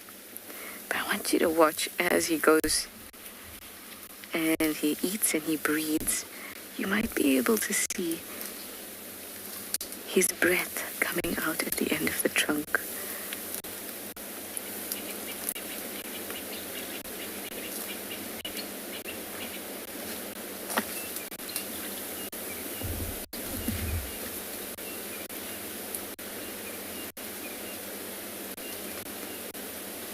So wide between the trunk, between the tusks.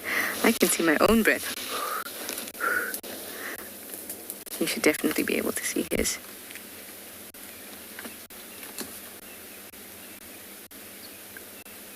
Oh, there you go.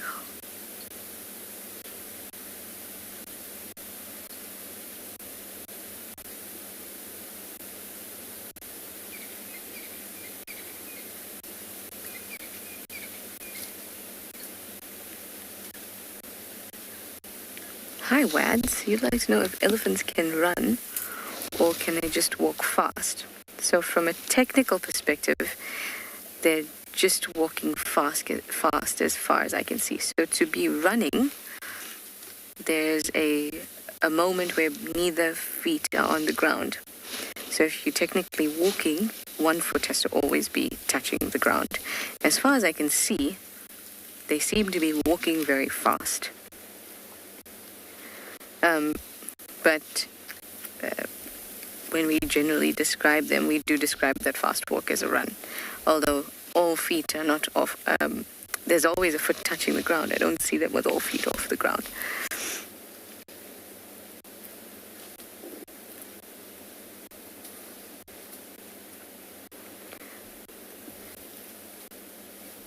You would notice that, you know, when there's walking races, and there's that kind of, yep, Morgan's doing it on the back of the vehicle now. There's that stride. You all know it. The reason why walkers use that stride is because they have to keep both feet, or they have to keep at least one foot touching the ground at any point. If they don't do that, then it's a run and it's no longer a walking race, but you've started to run, so you get disqualified.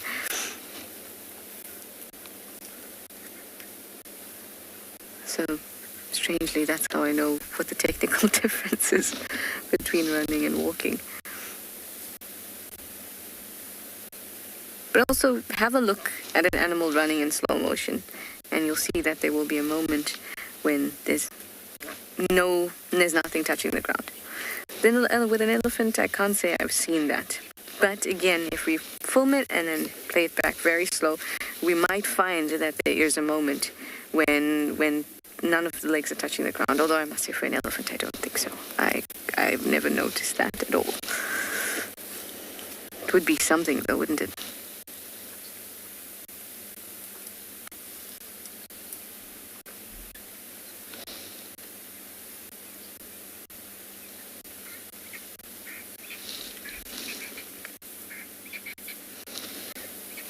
There's another bull in the block too. They're buddies in a sense. And they've decided to socialize with each other for a while now. I'm sure this is the bull we had at Chitwood Dam earlier, and he had another friend with him, or two others. Also quite large bulls.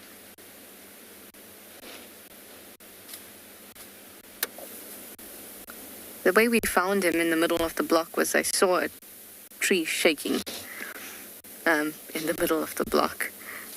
There's only one thing that'll be able to do that, and it's a big elephant bull. And we just waited patiently, and luckily for us, he came out.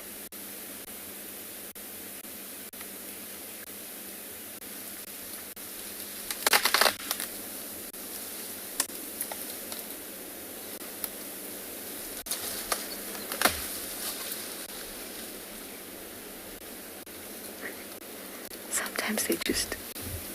Oh, he's using his side of him now to push it over.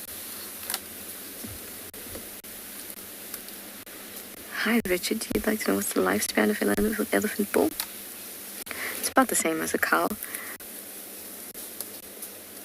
It's more reasonably between 50 and 60. But it can be up to 70. No, you don't like to eat that one.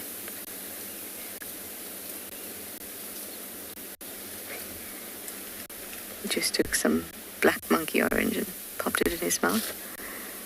Not particularly tasty. But I guess with his size, he doesn't care.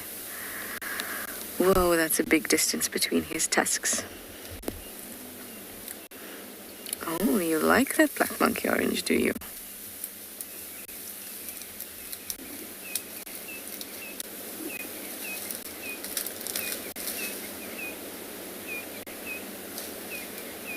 See how his tusks lift up quite early instead of... So, big tuskers, you'll find that their tusks grow downward and then curve up towards the end. But you can see his are quite short, but they're thick and they curl up quite quickly.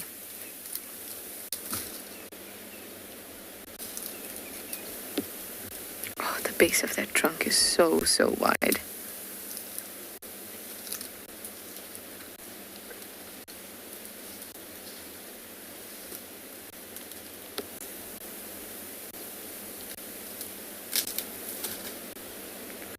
Hi, SG. You'd like to know if I've ever had any awkward encounters with elephants? Awkward, certainly.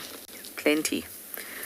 I've had elephants stand right next to me and decide that that's the time to release gas. I've had an elephant had finished drinking water, the young bull, and then he decided to walk in front of the car and then flick his trunk at me and then got water on my face.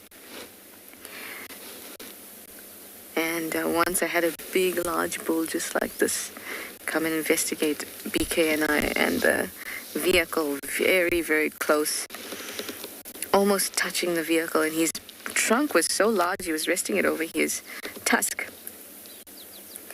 And it was almost like there was no space for him to release his trunk between us and the car, but he decided to do it anyway. And he came very, very close to the vehicle. And he also fell asleep next to the vehicle.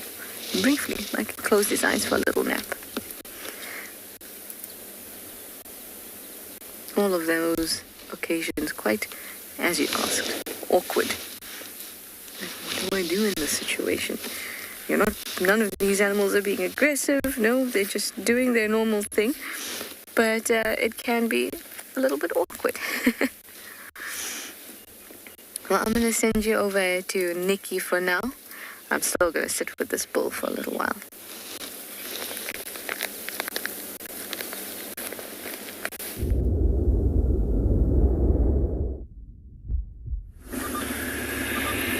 We just heard some lions calling up in this direction here. Now, we've moved in a bit with the vehicle to see if we can find it, but we haven't heard anything again. So what I'm going to do is we're going to find a nice spot somewhere in the open and just switch off, because these lions aren't too far. I'm sure it's just somewhere nearby. So I want to just switch off here and listen.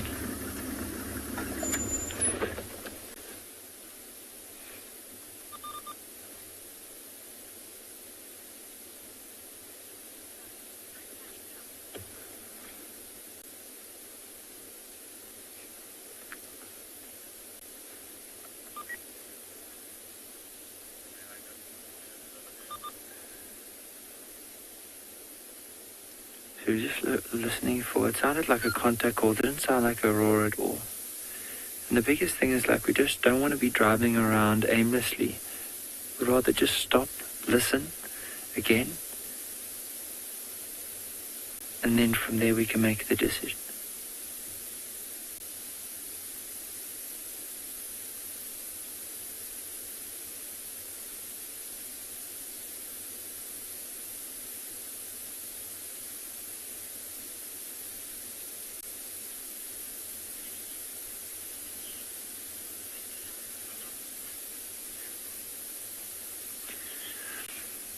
White t-shirt depends on the pride. Some lions could anywhere from 1.5 years onwards, like when they're pushed out of the pride, they could start hunting by themselves, or it could even be like if they stay with the pride for quite a few years, they might only been kicked out by the age of 2.5, 3 years, and then they are capable of hunting by themselves.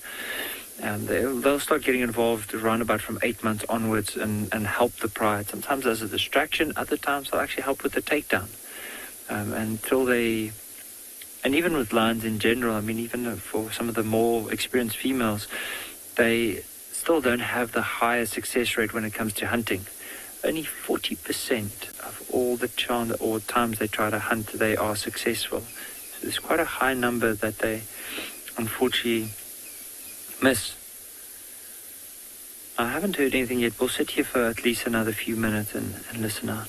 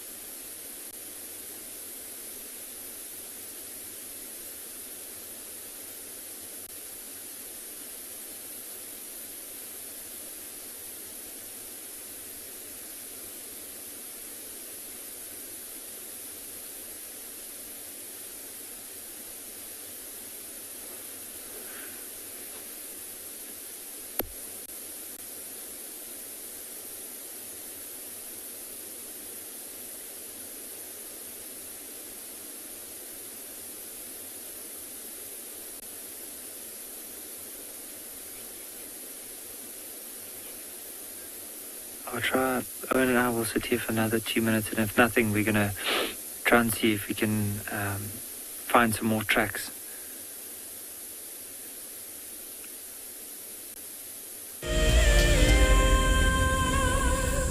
The annual Safari Guide of the Year competition aims to create awareness for those men and women who dedicate their lives to tourism and wildlife. This year's event will be held at Marataba, a breathtaking privately managed section of the Marakele National Park in South Africa's Limpopo province. In celebration of this, Wild Earth and Marataba Luxury Lodges are offering all explorers a chance to win a 3-night stay at Marataba Safari Lodge for you and a friend. In addition to a spectacular land-based safari, Marataba Luxury Lodges offer an opportunity for guests to cruise peacefully along the Matlabas River, watching the animals as they drink and wallow. The lodge offers you a chance to lie by the pool or enjoy a spa treatment, and one night could be spent sleeping out under the stars in a luxurious treehouse. Sign up to be a Wild Earth explorer before the 30th of June, and it could be you heading off on a long-awaited getaway. Wild Earth Explorers.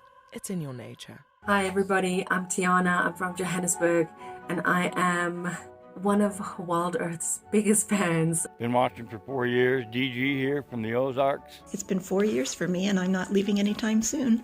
It's given me a time away from the hassles of the city, and it's given me a connection to a place that has stolen my heart, which is Africa. Last year we lost our son, and now we're just watching Wild Earth. Love to all you guys.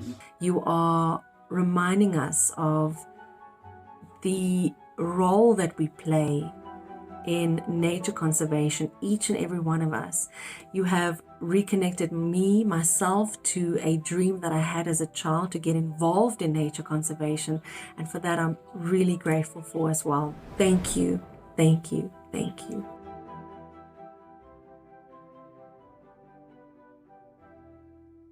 It's a huge privilege to be in these incredible places with these amazing animals.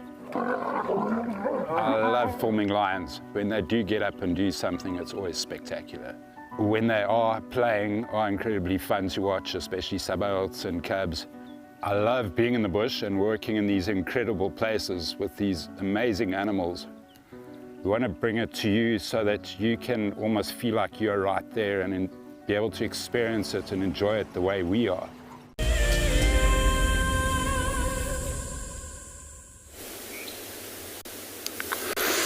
Everyone, we got a bride. We been just called on the radio that there's a bride crossing over from the Lugari. So we got a Talamati bride. I think also Duckman still with them there. They're just sitting on the road.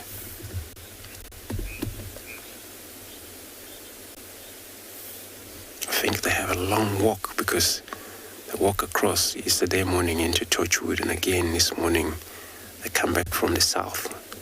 So they probably have a darn big loop around.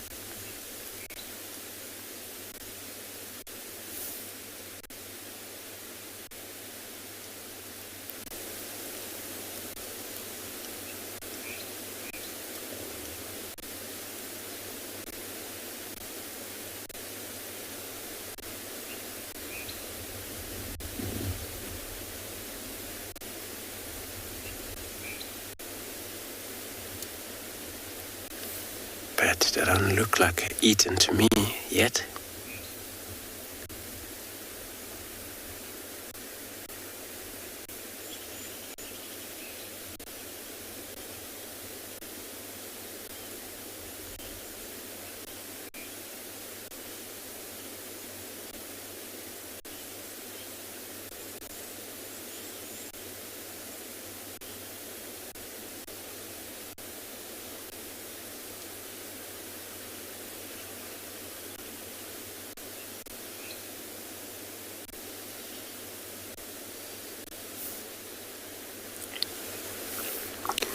So you're asking, why do the lions and the lugs been in the road so much? Since they are cats, and we had all the misty that we had this morning. Grass is still wet. And then, of course, that's the reason they would maybe be on the road. But just because it's open as well.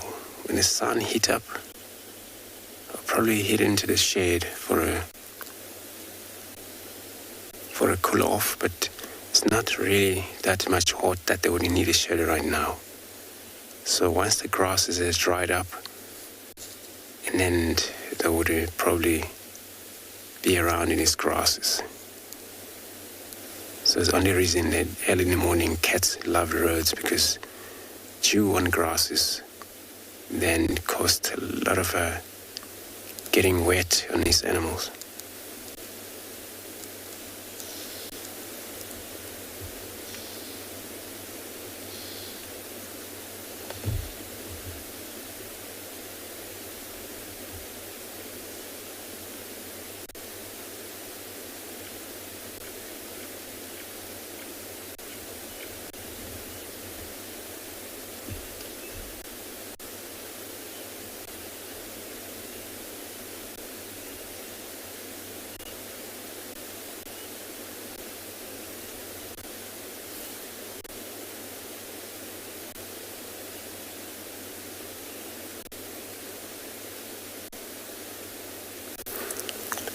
Richard, you're asking how many usually in a pride?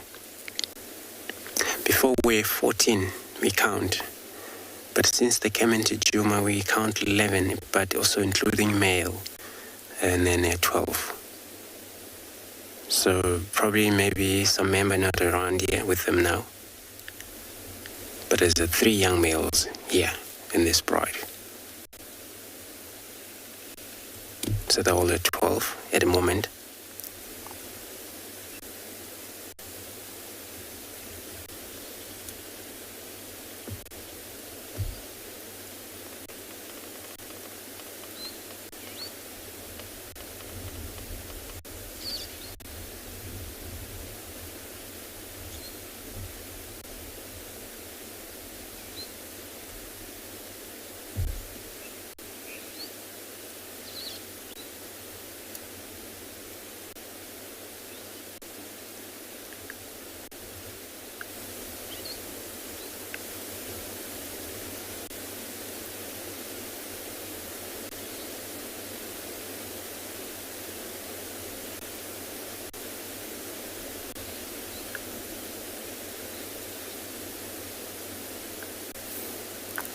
We're just gonna sleep, but I also sleep awake because at the same time they're hearing me. It's phenomenal in this cat. They can still pick up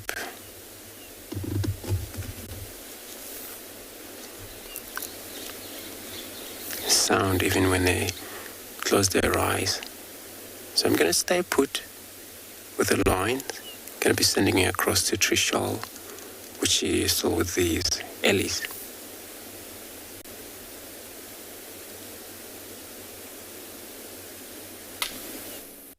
I'm just so enjoying myself sitting with him that I didn't have the heart to leave.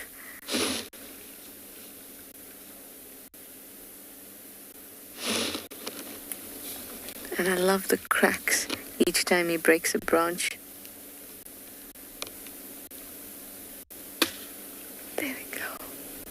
Such a huge sound for such a huge animal.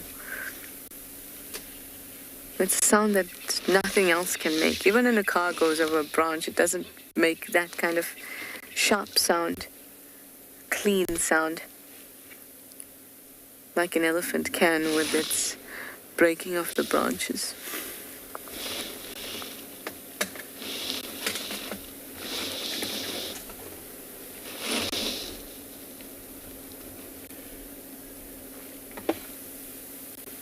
Almost echoed there.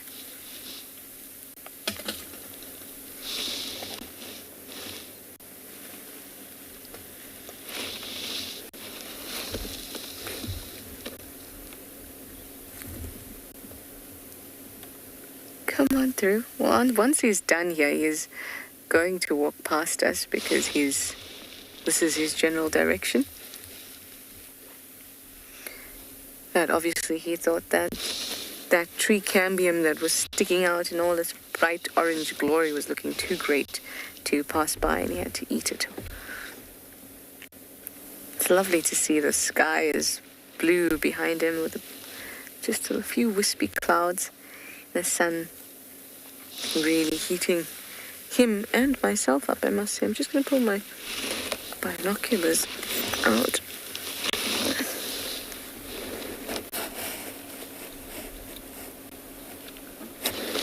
His eyes are barely open. That's a great sign. It means he's nice and relaxed.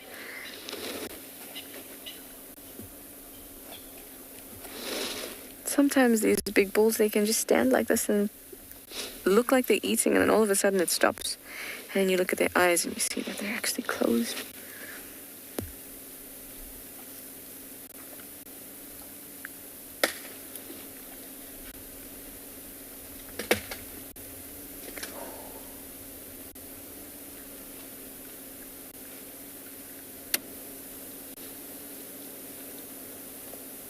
Some proper crush action going on there, because these branches are difficult to break. I know obviously this is a fallen over tree, so it's a bit drier. They might be easier to actually pull off as for a human. But it's not as easy as it looks, and some of them are quite thick. Yet he manages to crush it with his teeth so easily.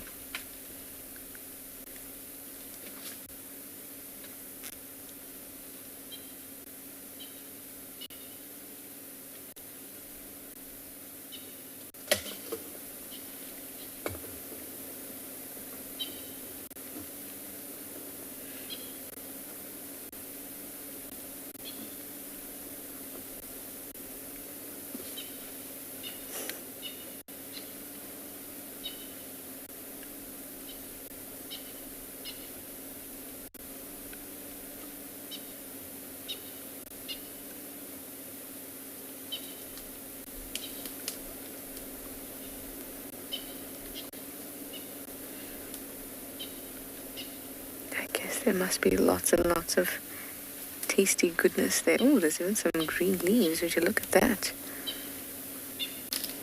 How lucky are you, Mr. Bull? You've managed to get some green leaves there.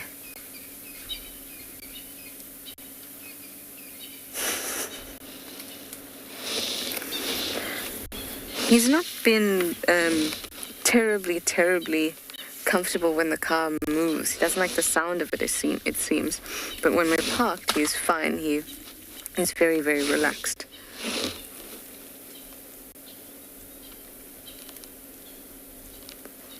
So I know that obviously the dead tree is a bit in the way, but I don't want to bother him and move unless we're going to go.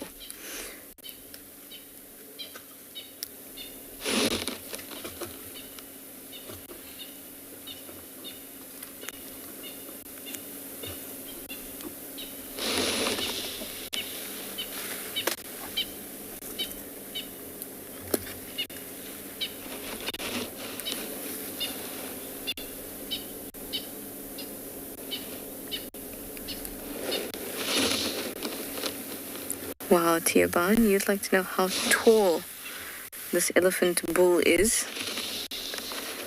Oof. I might put him at about 2 meters tall from the ground to the head. If I had to stand, so I'm not terribly tall, but if I had to stand next to him, I'd probably come to his tusks.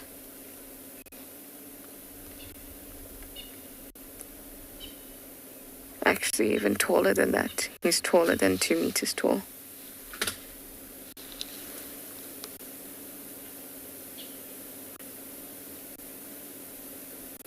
I would even say maybe 2.4, 2.5.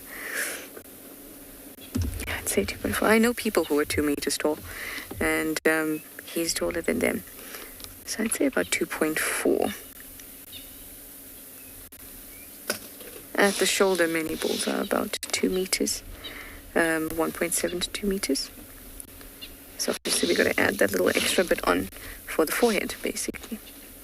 Well, I'm still going to sit here, and I'm going to watch him and hope that he pops out from behind the tree and gives us a little greeting.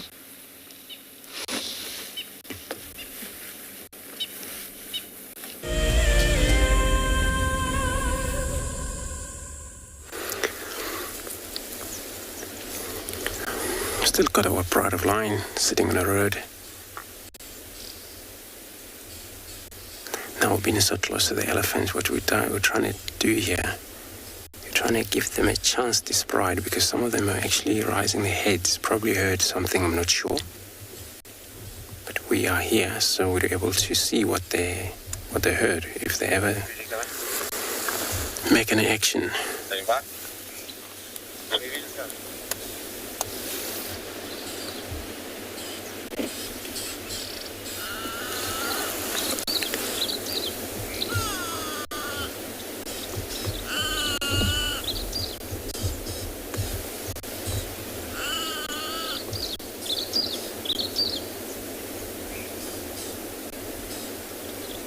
Was a grey go-away bird. It was making a lot of noises, but also they are checking out. Hope maybe there's something coming in, or heard something walking through these grasses.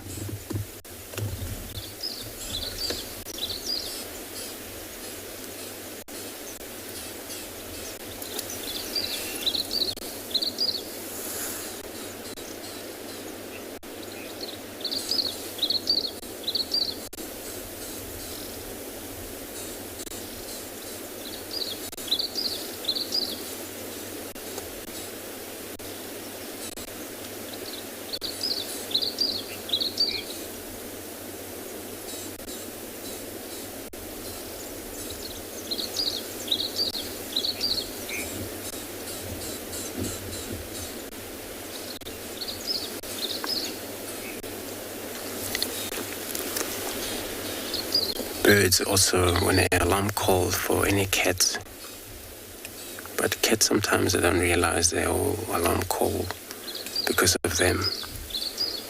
They just hope that maybe something could be moving around close to them.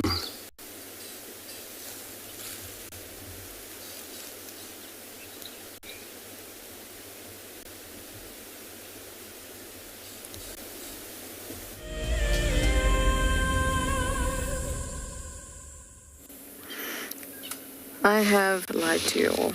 I've miscalculated, but also I said 1.7 to 2 meters. It's 2.7 to 3 meters at the shoulder for most grown bulls, big bulls. So now what I'm using to measure this guy is, if we look at the broken stump, that broken stump would probably come to my, just below my shoulders, I think, or my chest. No, now I feel very short. And that would come to about his knees, and that would be about my shoulders. My shoulders would be what, like 1.2 meters? I have no idea. Total, I'm about 1.58. So I would come to just under his tusks, which would put his shoulders at about 2 meters, and then additionally some more on top of that. So he could almost be 3 meters. Obviously, it's difficult to tell until he walks to this stump, which is at least straight, and we can see it clearly.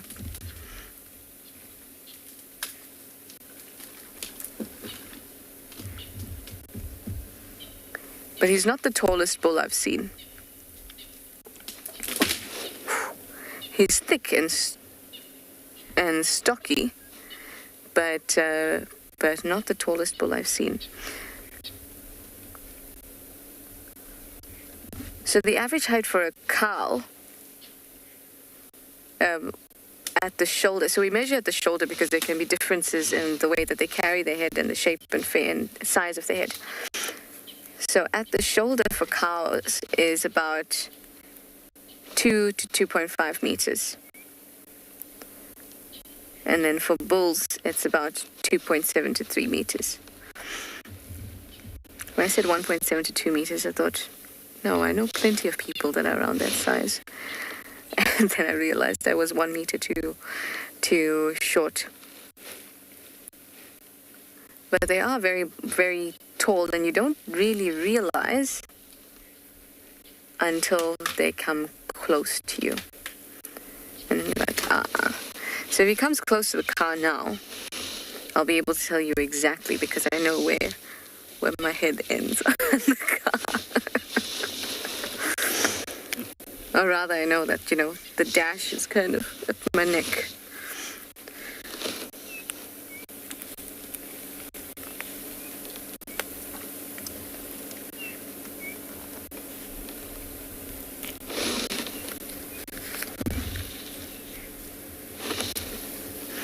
Hi, Gory. You'd like to know if elephants eat thorns.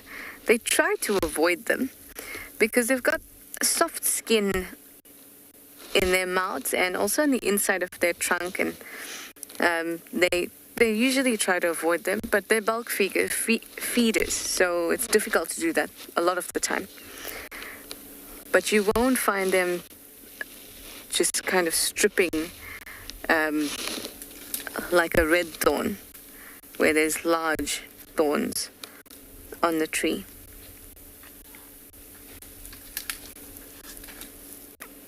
You'll find them being very specific about them.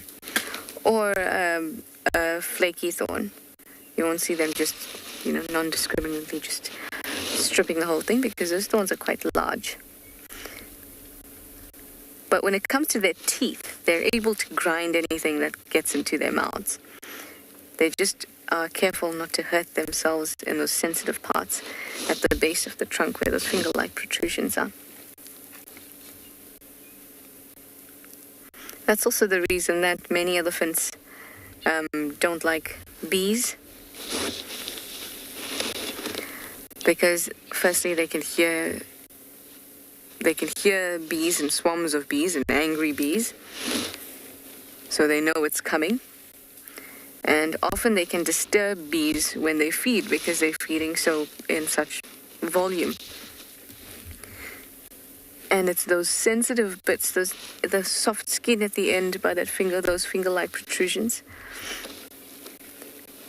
that would get stung, as well as near their mouths and behind their ears, all of those very soft bits, and they really don't like it. So when they hear the sound of angry bees, they're likely to move out of the area. Here come his two other buddies.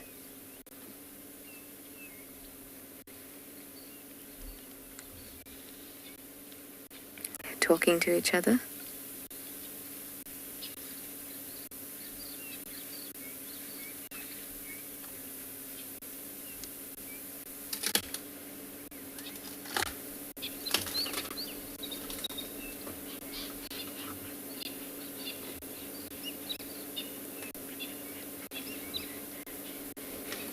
Hopefully he's telling them that, no, these guys are chilled. Let's go down to the dam.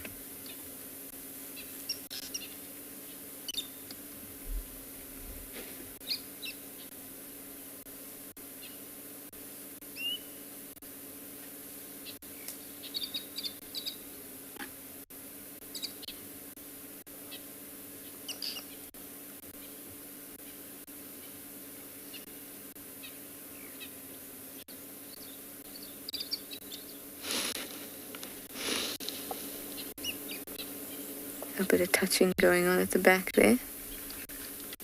A little play fighting, twisting their trunks, knocking their tusks. Listen. Hopefully you'll hear that sound again.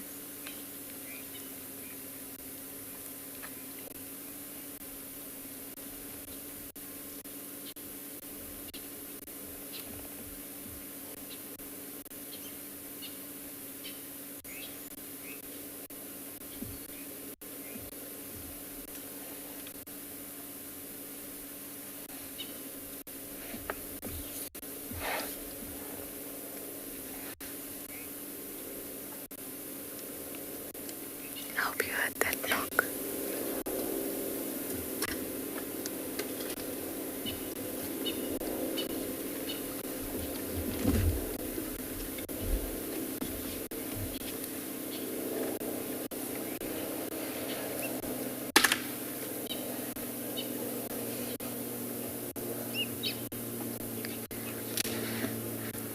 It's still magnificent to watch really big elephants play fight, things like that, because it's just on a whole nother scale than watching young bulls do it.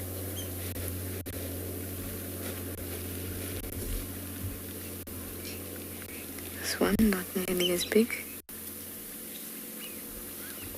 Still quite skinnier.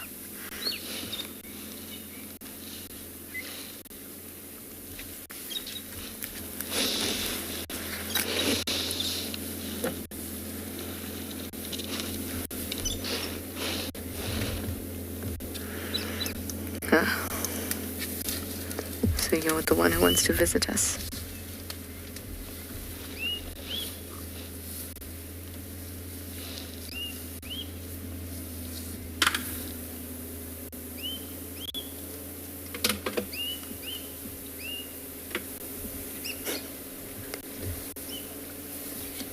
This patch of dead marula must be really great.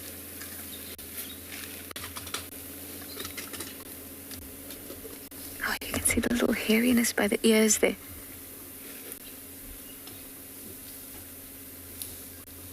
So cool. I'm going to keep watching them. I'm going to send you over to Andrew with the Talamati Pride.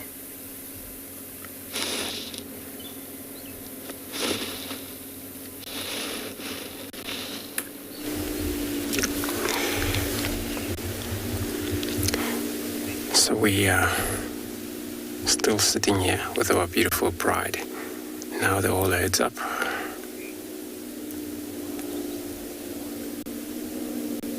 They're starting actually to get warm where they are, so you may see maybe them stood up.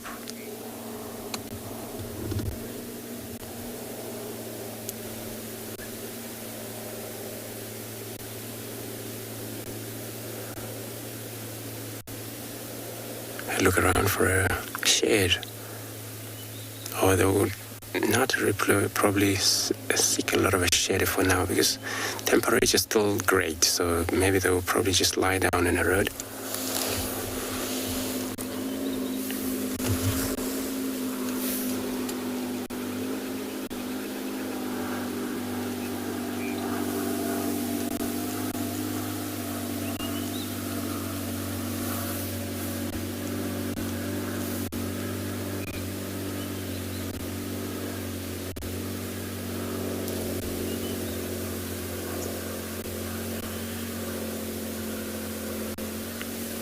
And they may even hunt during the day, depending what they spot around here. Many times, prey species walk towards them without realizing that they're there. So this is where sometimes the chance of them hunt during the day if they get disturbed by a prey species.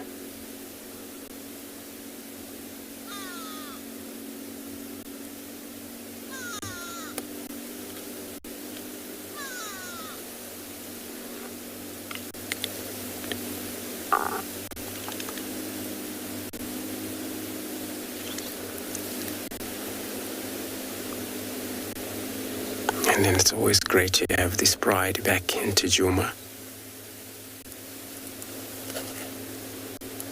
And I know yesterday they have actually made such a movement after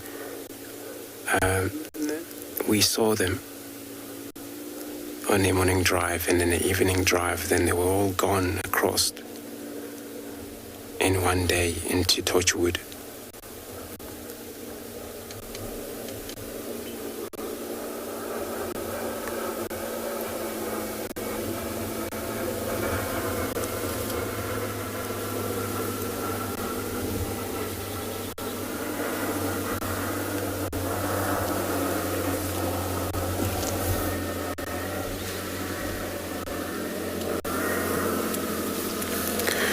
And then, yeah, we're going to stay put here.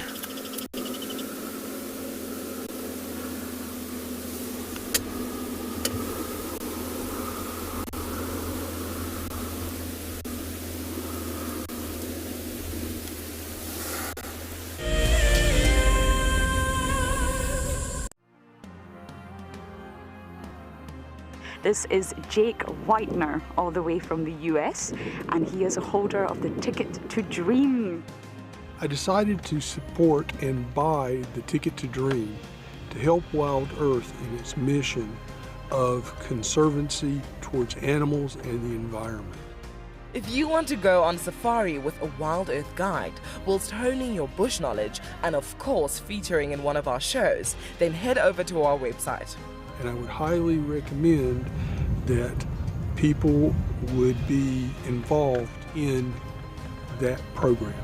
Sign up to be a Wild Earth explorer and you could be making your first ever on-screen appearance. Ever since I was able to get the Ticket to Dream, I've been looking forward to coming on this drive. It is an absolutely fabulous experience and it's great. The Mara Triangle is a jewel in the Kenyan conservation crown, and thanks to the dedication of the Mara Conservancy, it thrives as one of Earth's greatest national treasures. We have been experiencing a reduction in the whale snails that we collect on a monthly basis, and this is basically attributed to our intense patrols. Over the years, this courageous team of anti-poachers has reduced poaching to almost zero. Mimi naitwa Stephen Olereso. Nimefanya kazi miaka 16 sasa. Kuanzia miaka 2002. Hao wanadamu ni wenye utua sana sana inaogofya ni wale wenye wanaenda kama ndovu. Wanatumia kama bunduki. Sasa hiyo ndio huwa inakuanga hatari sana sana kwa sisi. As a result of the global pandemic and the massive reduction in tourist revenue, the Mara Triangle is facing a financial crisis. They need your help if they are to continue their ability to protect this magical land. My name is Steve, and one of my favorite things at Wild Earth is getting questions from you. The type of questions that I really like are those ones that really help us to unpack and understand and really integrate the ecological knowledge and fully appreciate the importance that animals such as these Cape buffalo bring to the ecosystem. If you want to ask a question on Wild Earth, you're going to have to register on the website. But once registered, just head on over to the live safari page and enter your question under the live feed.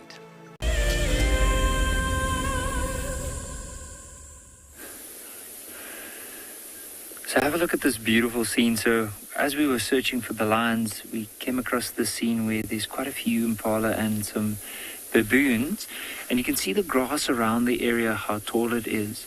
So it's a water hole, and so these baboons and impalas are going down to drink.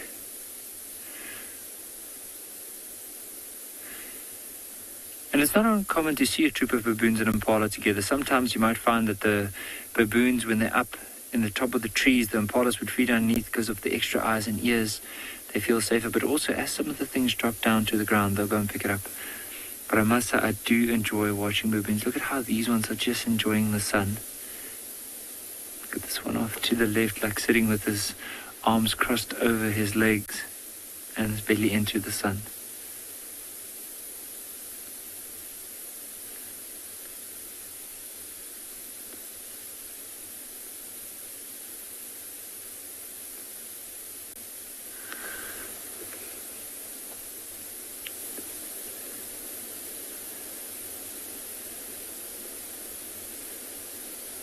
I just want to have a look at the one baboon. It looks like he's almost sleeping. Just want to see if I can focus. No, he's not sleeping. He's just sitting with his head down. Now, the one I wanted to point out is left of where we're looking now. It's slightly more left. Oh, and it's more towards, you see the two there, like with the impala in the background, the one's actually walking towards the other one. So that one there, the big male, was actually sitting with his head facing down. Like that. I thought he was sleeping.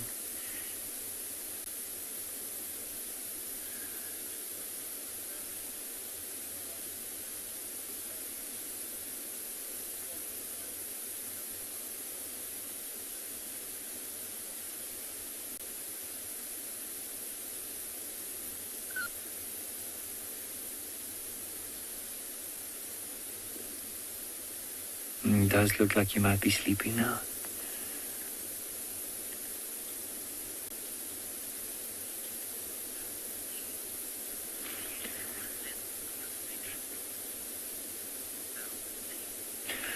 Alti, with a troop of baboons like this, you might find that there could be a couple of dominant males, alpha males within the troop.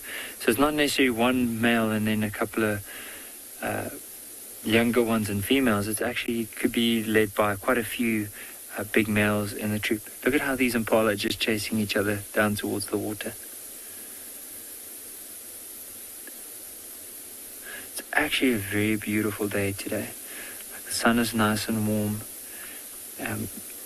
Earlier on it was quite misty, but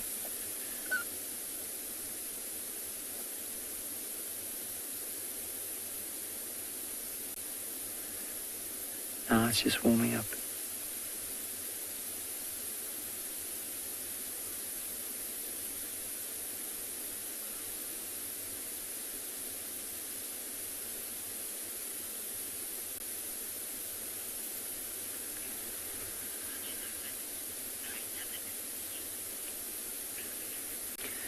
Critter Freak, it is a dynamic scene. You can just see, like, look at all the baboons, the impalas, and I must say, it's just, like, they are all so relaxed. Even though the lions are not too far from this area, you can see they're not too fast.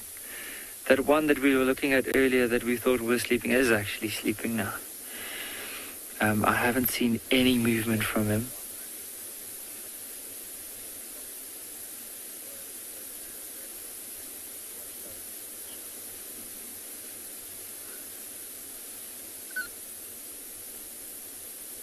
Just trying to have a look, I think. He might be digging for something now, but no, I think he's fast asleep.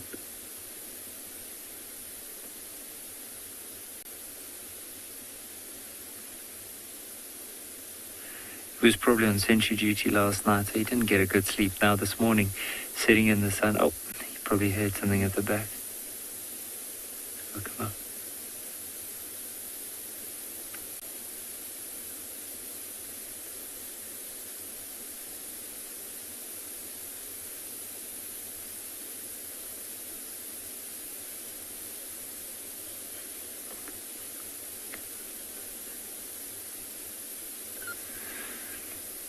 And that's a very good question. Baboons can live up to close to 30 years. But it all depends on, like, quite a variety of different factors. How big the troop is, the competition within the troop, especially some of the older ones. But yeah, like in general, I think it's quite close to 30. I must just double check on that, because I remember reading on the lifespan of baboons quite a few years ago. And I'd just like to double check, but I remember it was around the 30-ish mark. But what I'll do is I'll try and just figure out again, go and do some more research, and then hopefully by this afternoon's drive, I'll definitely let everyone know.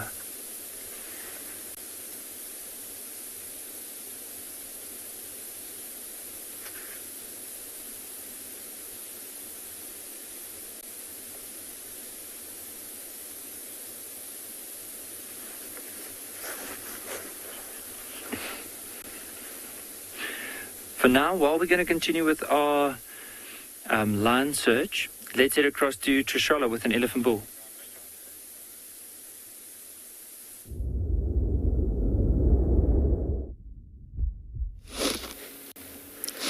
Not much has changed on this side. It seems that there is really something in the marula tree that they found here that they're just loving.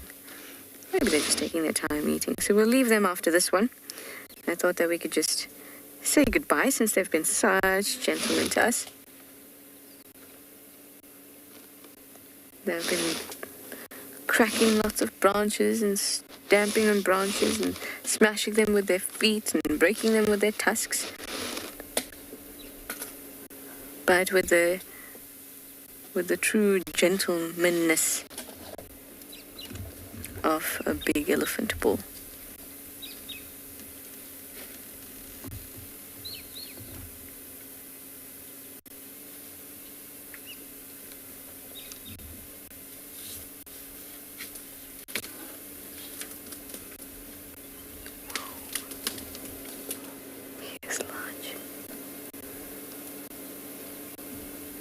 perhaps that one is a newcomer to the group and is not, because the big bull we've been watching doesn't look particularly welcoming to the other one that just come along, but I've seen them, these three, together before. Oh, listen to that.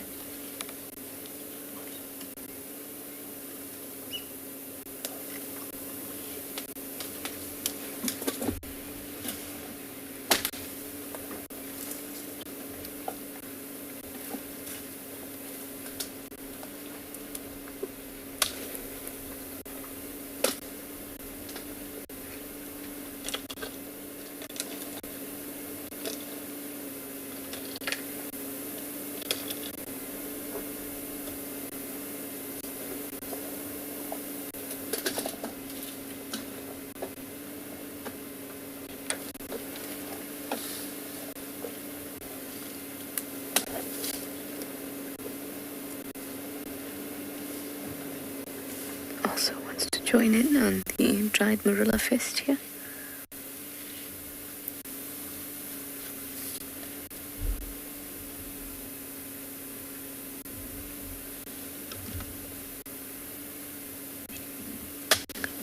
Oh, these sounds. Gosh, I love them.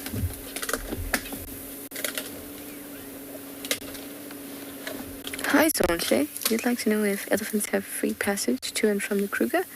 Yep. They can move freely in between the two.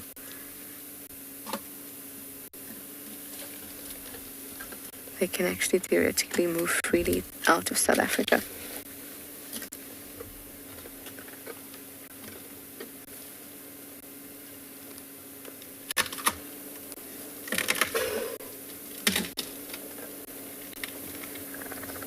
These sounds are so magnificent. So keep your questions coming. I'm just not going to talk very much because I want you to listen to everything. You may even be able to hear the low rumbles.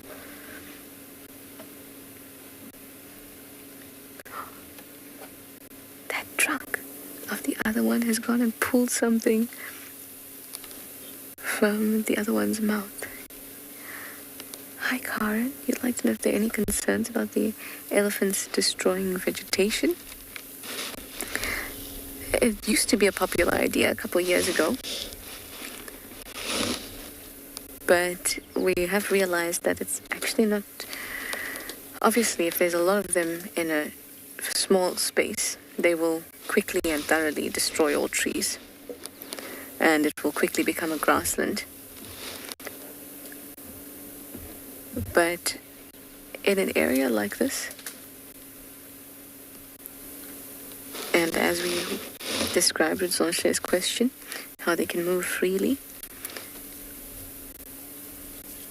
they're basically, by breaking down trees and things like that, they're controlling tree populations. They're also creating many spaces for small animals to hide, to live,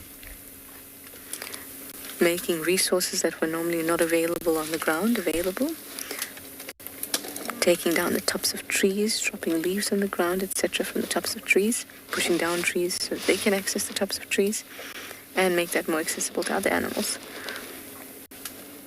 So there is a fine balance. It's only when there's too many elephants in one area that the balance gets destroyed and shifted. But then each area has a different carrying capacity depending on how quickly it can regenerate.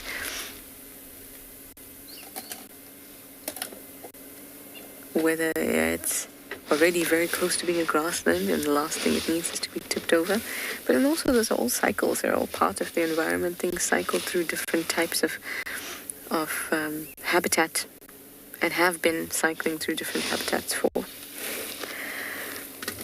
millions and millions of years on the planet. So it's all part of the process. Well, these three bulls have all come into picture for us now. And we're going to leave them be, leave Chitwa and head closer to home.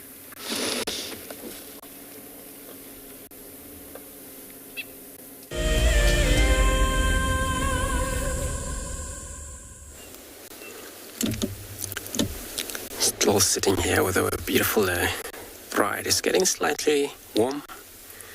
Grass is already dried off, what I can see from my side.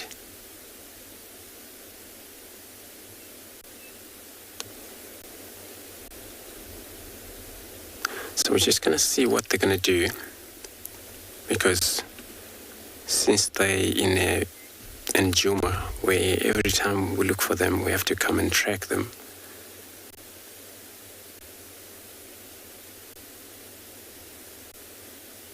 It looks like one of the females just walked straight to the duck mane there, but he's not interested on playing.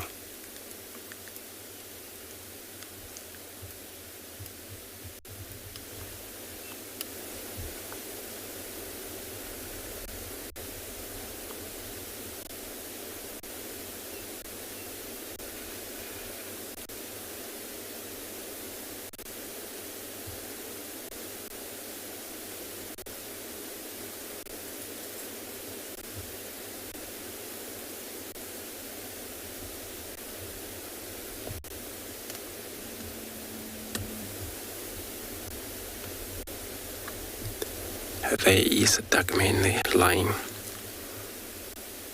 Looks like he's been keeping up with them, which is also always a good idea.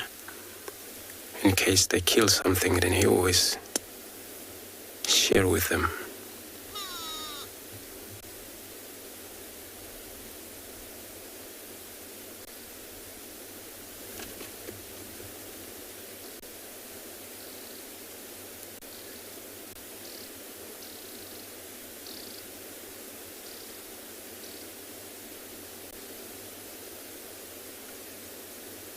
See how big his legs is. So tip and end of his tail, you see how black. But also female has that as well.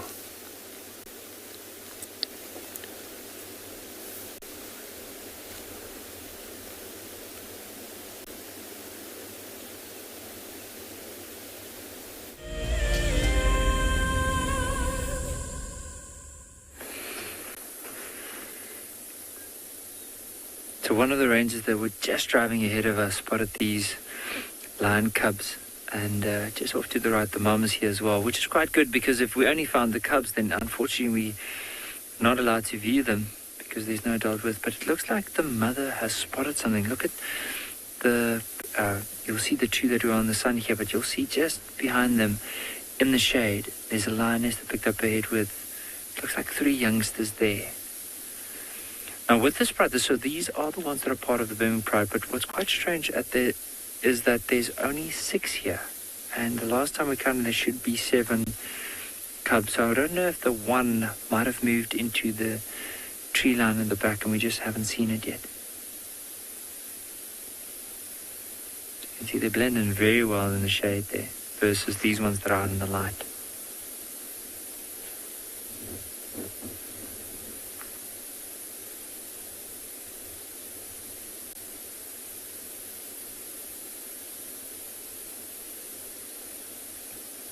You can see this one cub off to the right has not even picked up his head. Like he is so tired.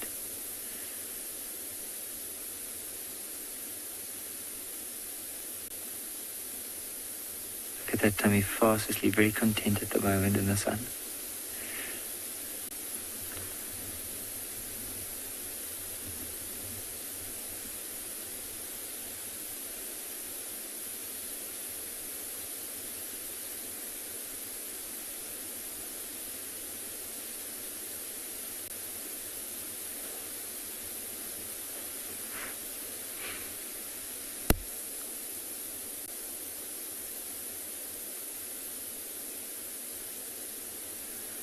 Also, I do love little lion cubs, how the paws look like it's several sizes too big and they almost need to grow into it.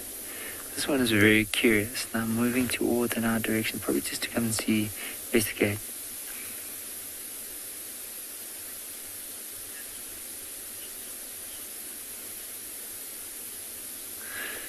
If you look at them, it looks like 2 of them are probably around the same size and the others are all smaller. So it might be that it could be the same father or 2 different fathers. I mean, sometimes with an area here, there's 2 dominant males that run this pride. And sometimes if a female is like in estrus ready to mate, then you might find that the one male could mate with her, and then whenever the next one is ready to mate, then the other male would mate with that female. So it could be that they are from two different fathers, but probably the same bloodline, because I mean the two fathers are two brothers. But it's hard to tell if it's exactly all from the same father.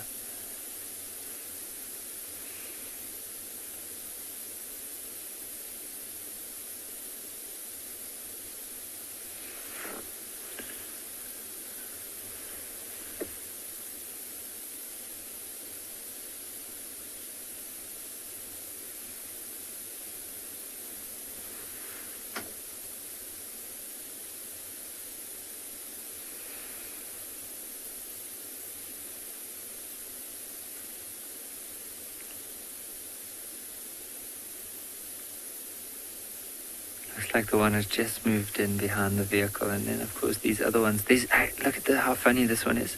So the one that was lying down earlier on, another cub came down and lied down right beside it with the paw on top of the other one's head.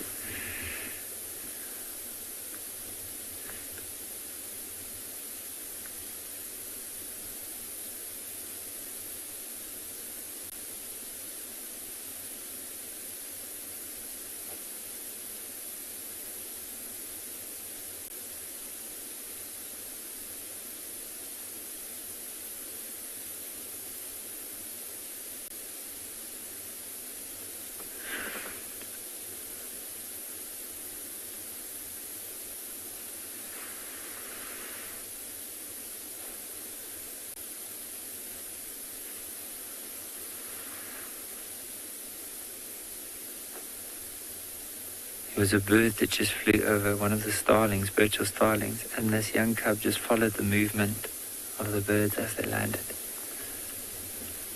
It's often a thing when lions lie down open air and there's vultures just fly over. You can actually see them like looking at the vultures.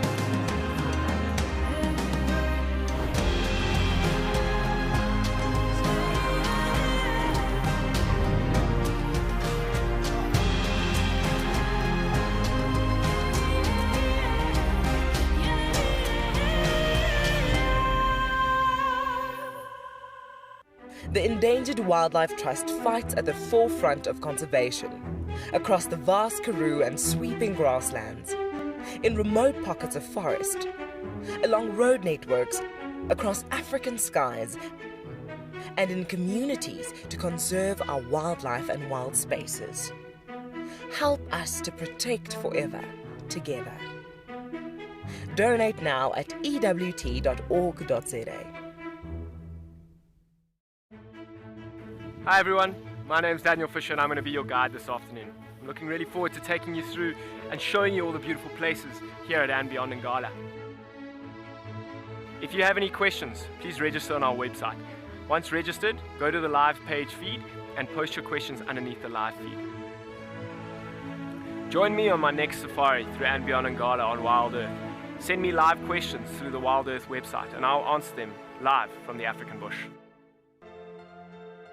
The croc is still holding another one there. It's holding from the hindquarters.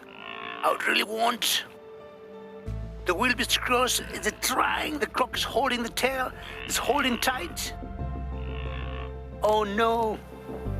Goodness me. Lucky, lucky wildebeest. You have another day to live. Expect the unexpected here on Wild Earth, daily. Hello, I'm Marna, your Wild Earth Safari Guide from and beyond Ngala. What's my favorite animal? Definitely elephants, and in particular an elephant bull, an old elephant bull. I think the sheer size partnered with their experience because they grow so old. I always wonder what they've seen and how they've seen the bush change over those many years. Join me or one of the other guides twice a day on Wild Earth.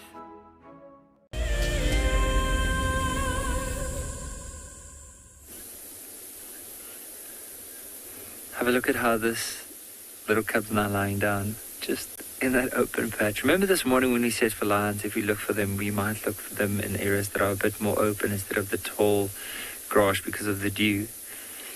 And you can see they've done just that, found themselves a nice spot to warm up.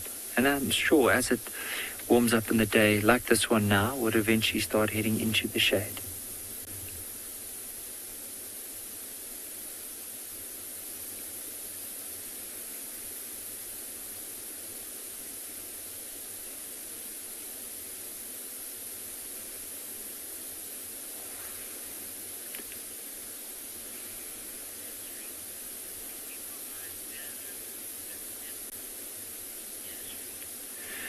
Now, with female lions, what I've noticed from my experience is that often because there's a lot of them, they tend to be better hunters in the more open areas. But the male lions are also very good hunters.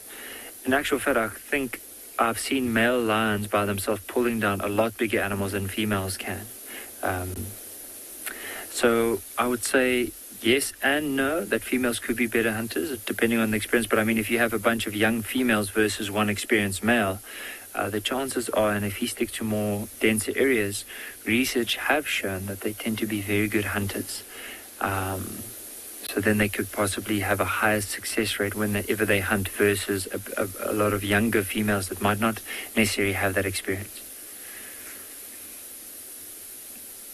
That one cub that moved to the back looks like a young male. He's now on his way back to the mother.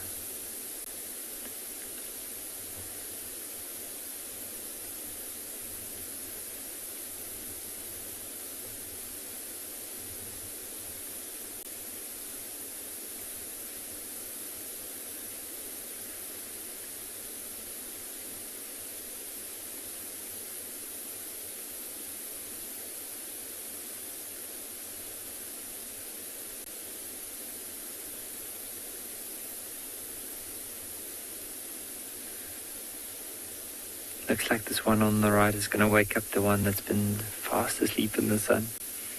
See how this one's going to try and wake up that one.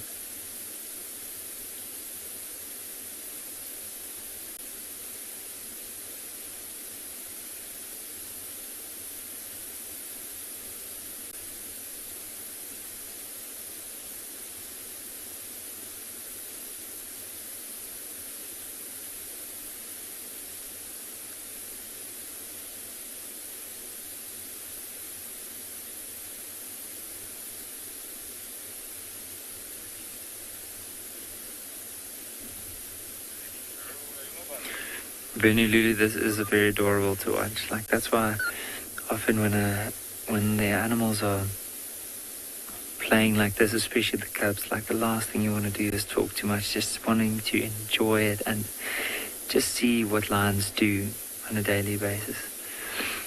And if you look at them, just you see how the one came through, like try to move the other one, but eventually decided, you know, that looks very comfy. So I'm just going to go and lie down right next to this one.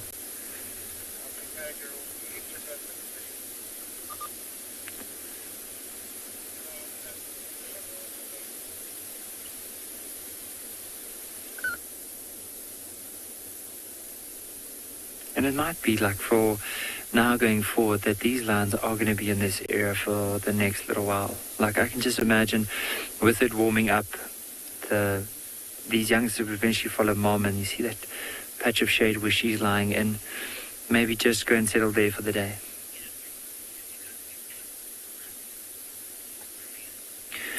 Maria, what will happen is let's say if we push with the vehicle too close to the cubs, or even on foot, we can use the two different scenarios. So if I had to directly approach her with the vehicle, she'll definitely feel uncomfortable.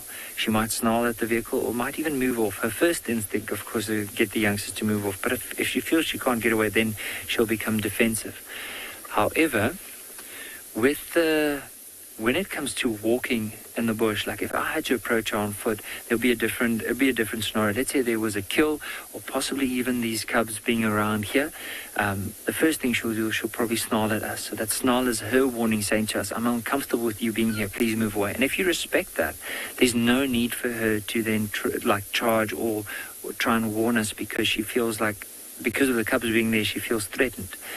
And if we move away, like eventually, like what they're doing now, is they'll eventually settle down again and lie down. And you might even find, if you on foot, they might scatter in all different directions, and eventually they'll join up back together. But it's been such an incredible morning, like from the very first go, starting with the sunrise, and then eventually from there on finding those, like that one lioness, and then as we followed her, joined up with that young Birmingham male and carried on and heard these calls of these lions, and eventually being able to find them with all these cubs around, and of course just to see them almost like going to settle in for the day. I mean, with most animals, like especially cheetah or wild oaks, you might find that they start moving this time of the morning to avoid the competition with the lions. But the lions, on the other hand, quite lazy in the daytime. It might even be that this female would be with the cubs this afternoon. Might have to come back and have a look.